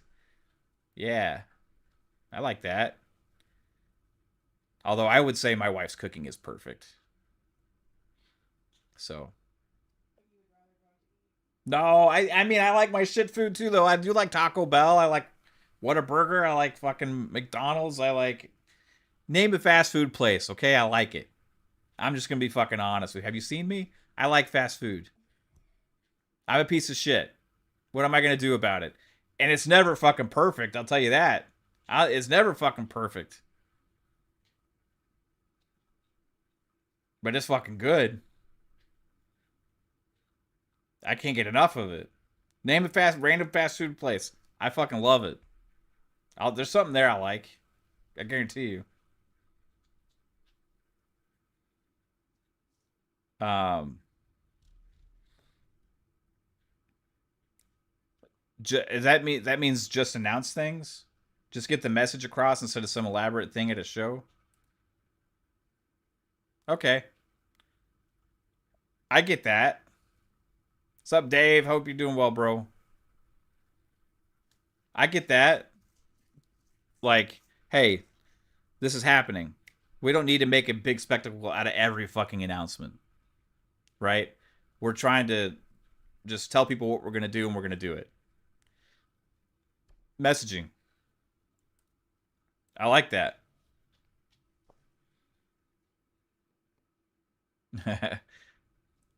I like Arby's. I like Taco Bell. Like I said, name a fast food place. I bet you, even if you don't think I would like it, I probably like it. I probably do. My mozzarella sticks at Arby's are fucking national treasure. BT Maverick. They have no. You know what? Also, okay, so there's like a couple places that have something that has no right to be good at that place. Mozzarella sticks at Arby's. It's a fucking roast beef like place. You know, like you get sandwiches. Like you wouldn't think of like, hey, they're gonna have fire ass mozzarella sticks. But if you had an Arby's mozzarella stick, I mean, there's some of the fucking best mozzarella sticks on the planet. The second thing, this is gonna blow your fucking minds, right? You know who has the best egg rolls in the world? You know who has the best fucking egg rolls in the world? Egg rolls. We all get egg rolls when we get our Chinese food and stuff, right? We all get our egg rolls. I'll be damned. The best fucking egg rolls on the planet are at Jack in the Box. I didn't even know they had egg rolls until last year, the year before maybe. Get the egg rolls at Jack in the Box. They will blow your fucking mind. I'm telling you. They are like what you always wish your fucking egg rolls were from your favorite Chinese food place. I'm telling you. And this is not bullshit. Yes. Go to Jack in the Box. Next time you're there, get some egg rolls. Get some egg rolls from Jack in the Box. And I know that their tacos aren't really tacos, but those are good too. But I'm telling you, the egg rolls are fucking egg rolls, man. The egg rolls are insane. And the tacos are addicting as shit. Get a bag of 10 tacos and have a great night with a couple of egg rolls on the side. Have yourself a fucking great night. All right. Signal over ceremony. Now that I know what that means, thanks to Alvin. Appreciate it. I agree with that. Now, this is the most important thing, I think. Most important thing. Core before more. And that one line right there is the main difference behind the approach so far with Asha Sharma as opposed to the last few years at Xbox. That one line should always be the philosophy with a gaming company, because you're nothing without the users that are actually going to like champion your brand, that are going to like believe in it, that are going to say how awesome it is, that are going to be energized behind it, they're going to be excited for it, that are saying like, wow, this is great, this is fucking awesome. Once you like start ignoring them and losing out on that and giving those players the services and the attention and the content that they deserve, then it doesn't matter how many places you're in. You have, at that point, you're watered down. At that point, you're diluted. At that point, you're fucking flat. I will drive out of my way to go to a place that I know has a better fucking crispy ass Dr. Pepper or Coke machine, as opposed to fucking the place that I know I'm gonna get a fucking flat soda. I will drive further to make sure my soda is nice and fucking crispy, bro. The chat sounds fat. Hey, that's okay. I am.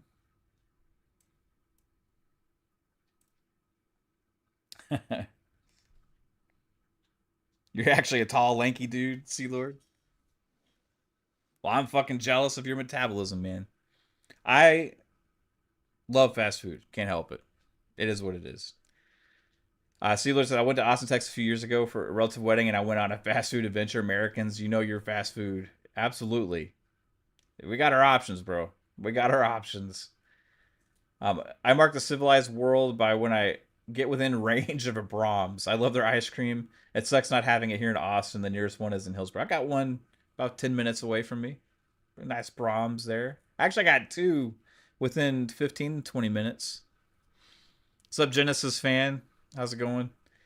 Gen X says, I'm 5'10", 175. It's okay. You're not fat like me. It's okay. Whatever. Dude, that was like me in high school, but shorter. That was me like as a sophomore. Except I was probably like 160. You need to add some more. You need to get some more egg rolls from Jack in the Box, Gen X. Trust me. Yeah. A flat soda from the drive-thru is a massive, dude, isn't it?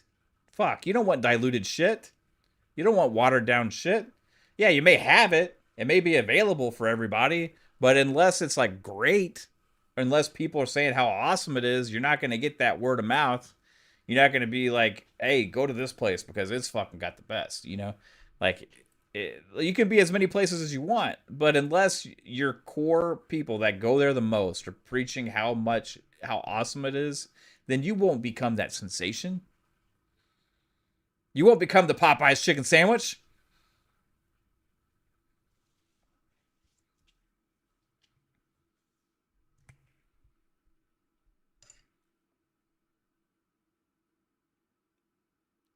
Core before more.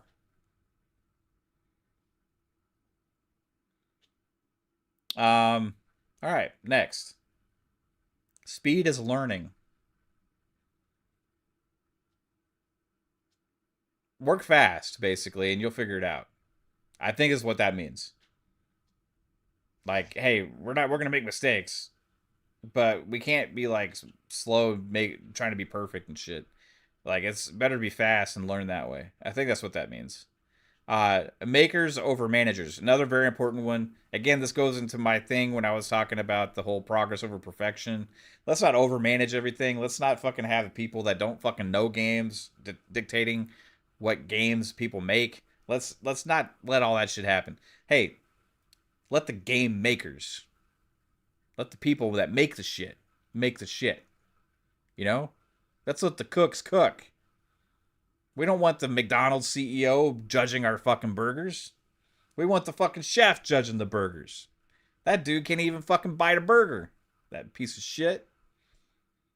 The dumbass got roasted by other fast food CEOs. Why are we talking so much fast food? I'm fucking hungry is why. Holy shit. I am really hungry right now. I am realizing how fucking hungry. I haven't eaten anything today.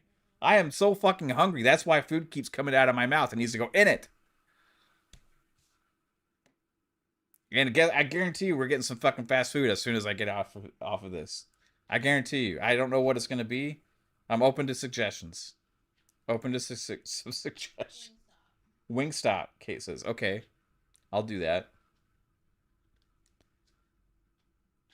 I'm interested to see next gen games too. I can't wait till we see the first games that have the Project Helix logo or whatever the official name is on it, and it looks mind blowing because hey, you can see there's a difference between that and what was there before. Man, I would DoorDash some food, Ray, but I ain't paying for that shit. Those people are out of their fucking minds with how much they charge for extra for the food these days. Um, Makers over managers. Let the chefs fucking cook and judge the food that they're making. We don't want dumbass McDonald's CEO dictating what the chefs make. Come on.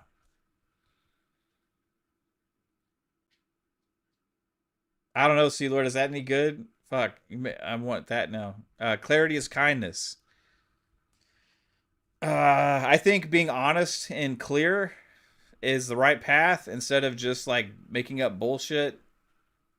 I don't know. Maybe that's what she means by that. Um,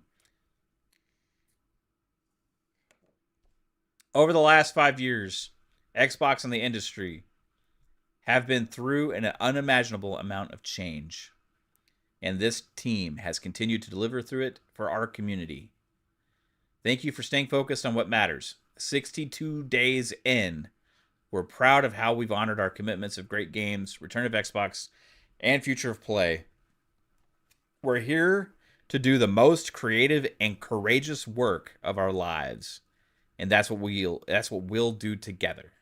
With gratitude, Matt and Asha. Are they curing cancer?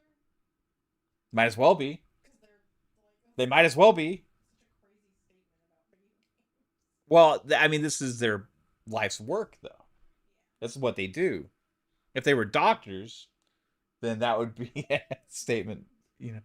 Like, so You know what I mean, though. yes, 100%. Dude, pizza does sound good, man.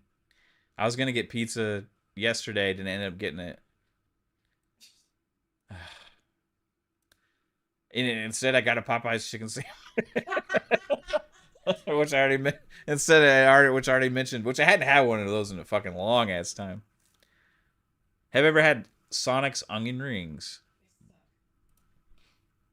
Kate doesn't like them. I think they're all right. Whataburger onion rings. Whataburger has better onion rings. Along with the new Whopper, Huh? Burger King got rid of their minced onion rings and came out with real onion rings. Really? Yeah. That's interesting.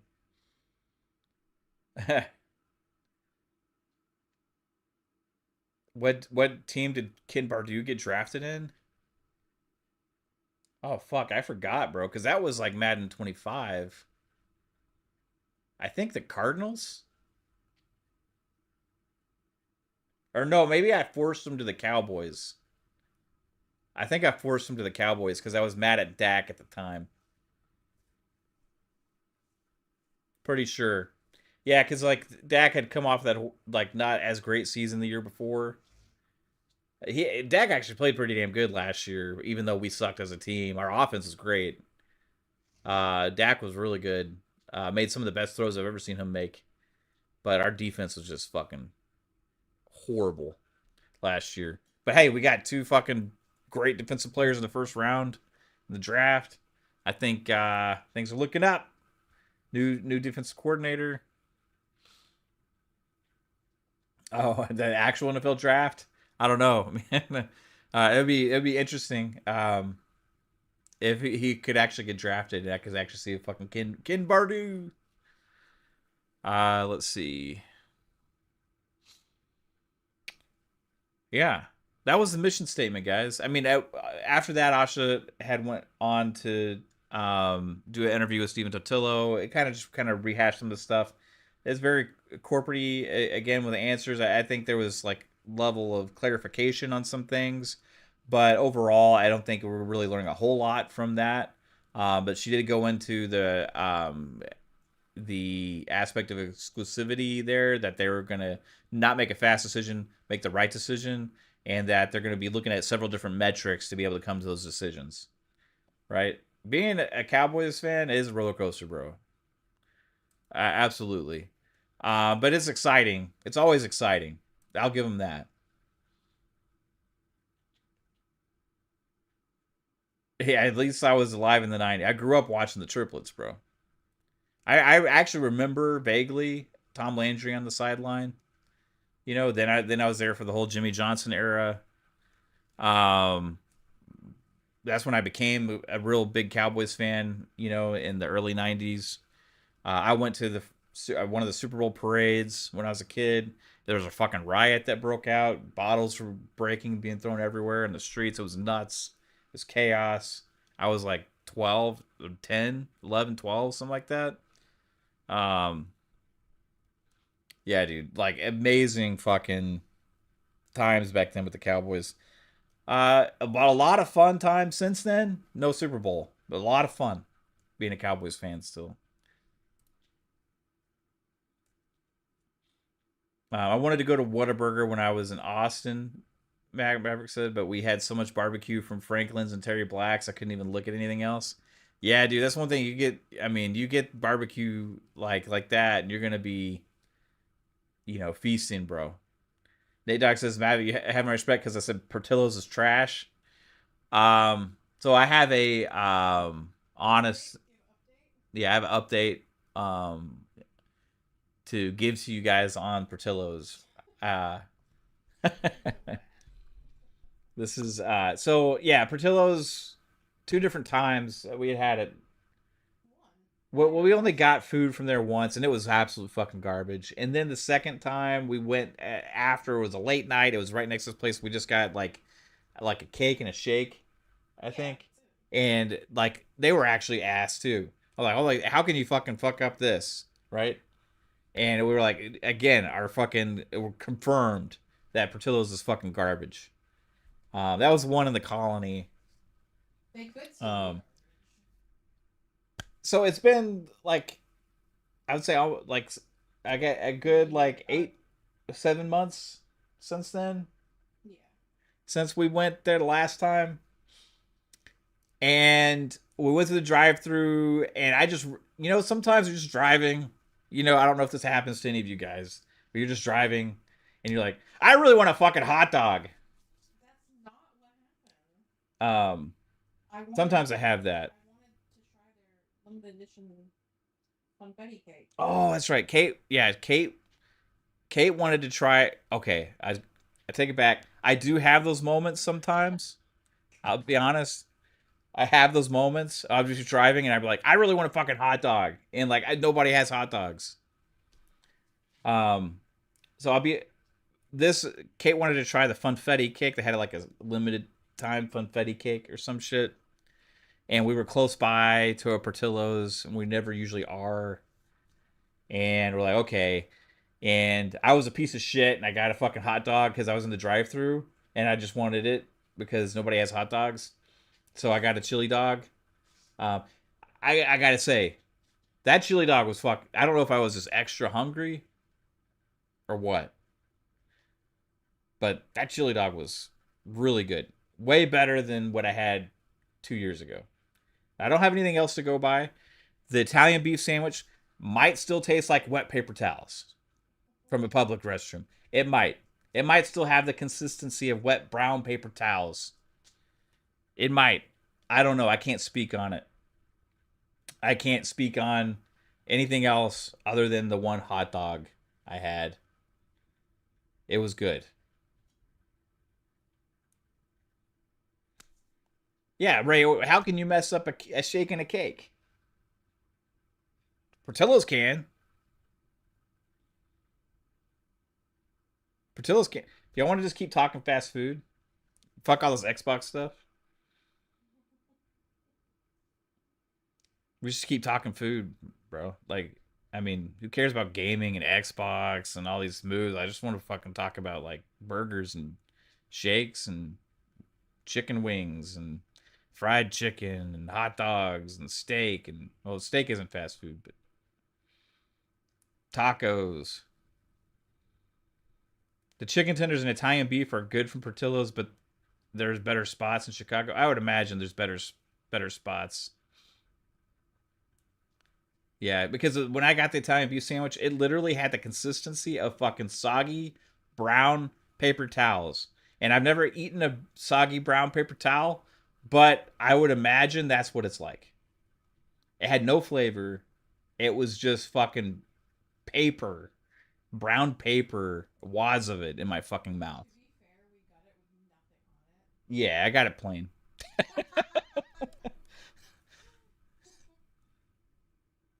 We're making y'all are making me hungry. Sorry, I got it here late, but I was at Whataburger. Yum yum. Oh, it had pizza. Oh fuck you, Carlton. Are you serious? You had pizza yesterday and you got Whataburger tonight? You're like, I'm jealous.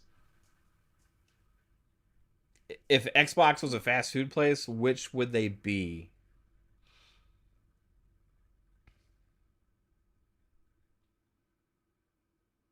on it. That depends. Would you say they're consistent? Let's start with that. Okay, I would say no. They're not consistent, but they have a great value, and they are at the most places. McDonald's then. Yeah, McDonald's. I'd say McDonald's.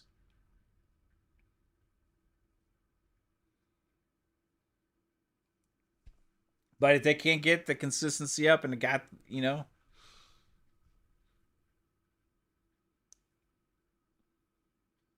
when you get like a McDonald's that's been run like shit for years and they get a new manager and all of a sudden, hey, the burger's actually hot.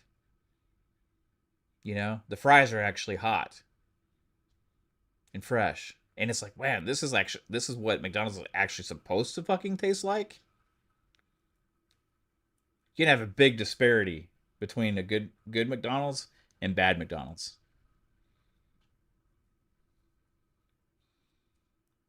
You love you some Godfather's Humble Pie Pizza, Brahms Vanilla Bean Ice Cream, Cheesy Gordita Crunches, and Nacho Fries from Taco Bell. Hell yeah. Our fucking Dairy Queen fucking closed, man. Did someone mention Dairy Queen? Nate Doggett said Blizzards. Yeah, I love Blizzards too. You had a McFlurry. I had a McFlurry, what, 2 days ago? On Wednesday, I had a McFlurry. McDonald's changed the McFlurry cups. Did you guys know that? They don't serve them in the little white cups anymore with like the plastic lid. They serve them in these like fucking look like Chinese takeout containers. It might as well be fried rice in it, but instead it's fucking McFlurries.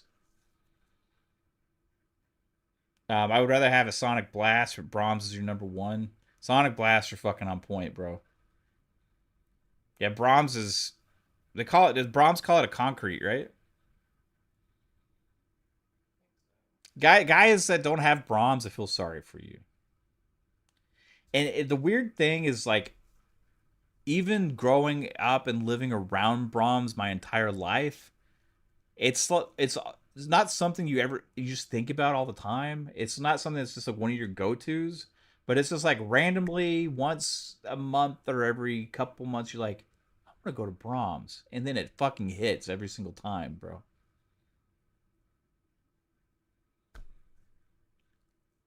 And Brahms is like Brahms is like an ice cream place, but it's burgers, chicken strips, the typical like fast food burger place, right? But it's also an ice cream place, and they have real ice cream, and they also have like soft serve, you know. But the interesting thing about Brahms is it's also a fucking grocery store inside. So it's a small one, but if you go inside, you can buy the boxes of ice cream bars, which always are amazing. And if you haven't had a Brahms ice cream sandwich, you got to, because those fucking actually might be the best ice cream sandwiches on the planet. Um, Bluebells are also amazing, but yeah, their fucking ice cream bars boxes. They got fucking milk. I think they even got fucking meat in there. They have like meat in there. They have like frozen like chicken nuggets and shit like that. They have like orange juice, I think. Like there's just random groceries in a little like market in there. And it's all like their stuff, you know? Mixes. Yeah, okay. Who has the concretes? Ray says Freddy's for ice cream. I will say this about Freddy's. They're very good, but their ice cream is way overpriced for what it is. I do love Freddy's burgers though. They're like lace. Huh? They're like lace. They're lace? The burgers are like lace. Oh yeah, yeah, the burgers. I thought you were talking about the ice No, cream. they're Yeah, so yeah. Yeah, the burgers like really thin. I like the burgers. Um you can get yeah, you were right, you said you were able to get ice cream at McDonald's. I always ask, is it so bad that McDonald's always has ice cream on the menu, but like you just know more than likely it's not working? So before you order ice cream at McDonald's, you actually have to say, is your ice cream machine working? I don't know if anybody else in the chat does the same thing, but every time I go to McDonald's, if I'm curious about if the ice cream is available, I ask, is ice cream machine, I ask either is the ice cream machine working or do y'all have ice cream right now? Because I don't want to feel like an idiot. Can I get 3 McFlurries and then be like, our ice cream machine's broken? So I always ask first. Cheese curds are good where? At Freddy's? Oh yeah, yeah, yeah. Those are fucking fire, bro. KFC's are better. Oh, yes. Another thing, okay? Do they still have those? I don't know. Okay, so like when we're talking about things that shouldn't be as good as they are at places, all right? So we talked about egg rolls at Jack in the Box. We talked about mozzarella sticks at Arby's. Like, there's no right for the both of those to be as insanely good as they are. Was it like a month ago What? when they had those? I'm not Like, sure. so like Maybe. Yeah. maybe like a month ago or something. I think like KFC had poutine or something like that, like a special thing there, and so they had cheese curds on the fucking menu. You know, the fried cheese curds as a, like a side option or as like an extra, app type thing. So, hey, fucking KFC has cheese curds? What the fuck? So, I got to order the cheese curds. Bro, I'm not shitting you guys. Better than Freddy's, better than Culver's. Who else has cheese curds that are good? Mm, There's a couple different places. I think Dairy Queen. Dairy, Dairy Queen had cheese curds. yeah, Dairy Queen had them.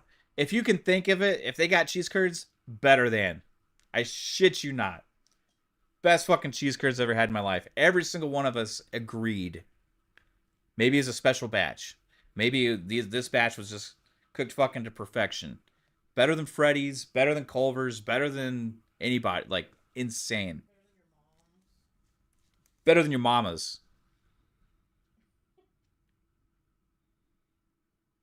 No right for KFC to have something as good as those cheese curds. I don't know if they still got them or not, but yeah, they do. They were insane. I think they do, Brett. I don't think so. I'm not sure. I don't think so. You get apple pies at McDonald's. I only get the apple pies at McDonald's when they fuck up and then they bring it to me later. Like, hey, here's an apple pie. I'm like, okay, cool. Backseat. I don't fucking like that, but thanks anyway, asshole. Thanks for making me wait here for forever and then fucking up my food and then bring me an apple pie that I hate.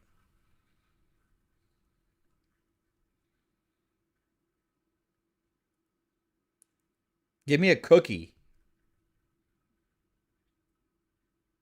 Give me some more fries. Give me some chicken nuggets. I want an apple pie.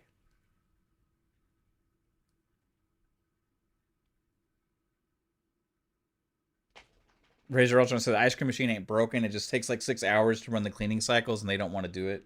Yeah. There's like a interesting YouTube documentary about McDonald's ice cream machines and the conspiracy behind it. I recommend all of you watch it.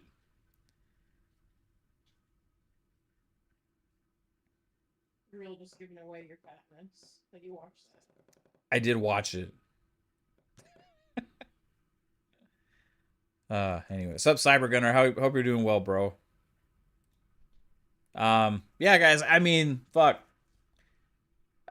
I'm hungry. I don't know if there's any much more that we can add. A&W is fire.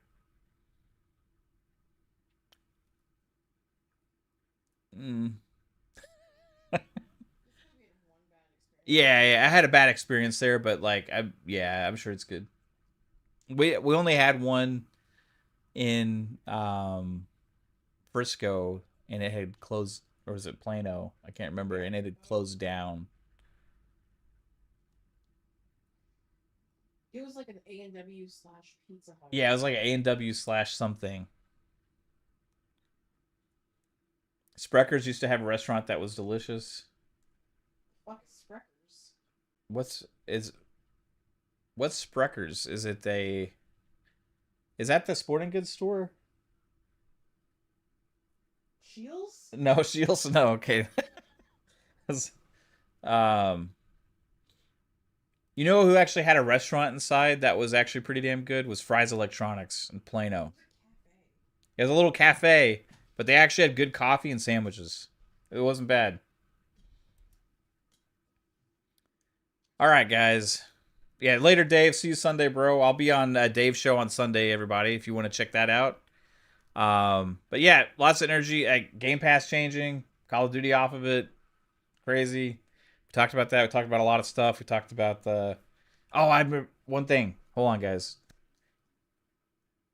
I want, in the comments below, if you're watching the stream or after the stream ends, if you're in the chat, I want to see in the comments how, like, Asha Sharma's position, right? Think of it from her perspective. You're trying to make a decision on how you handle exclusivity.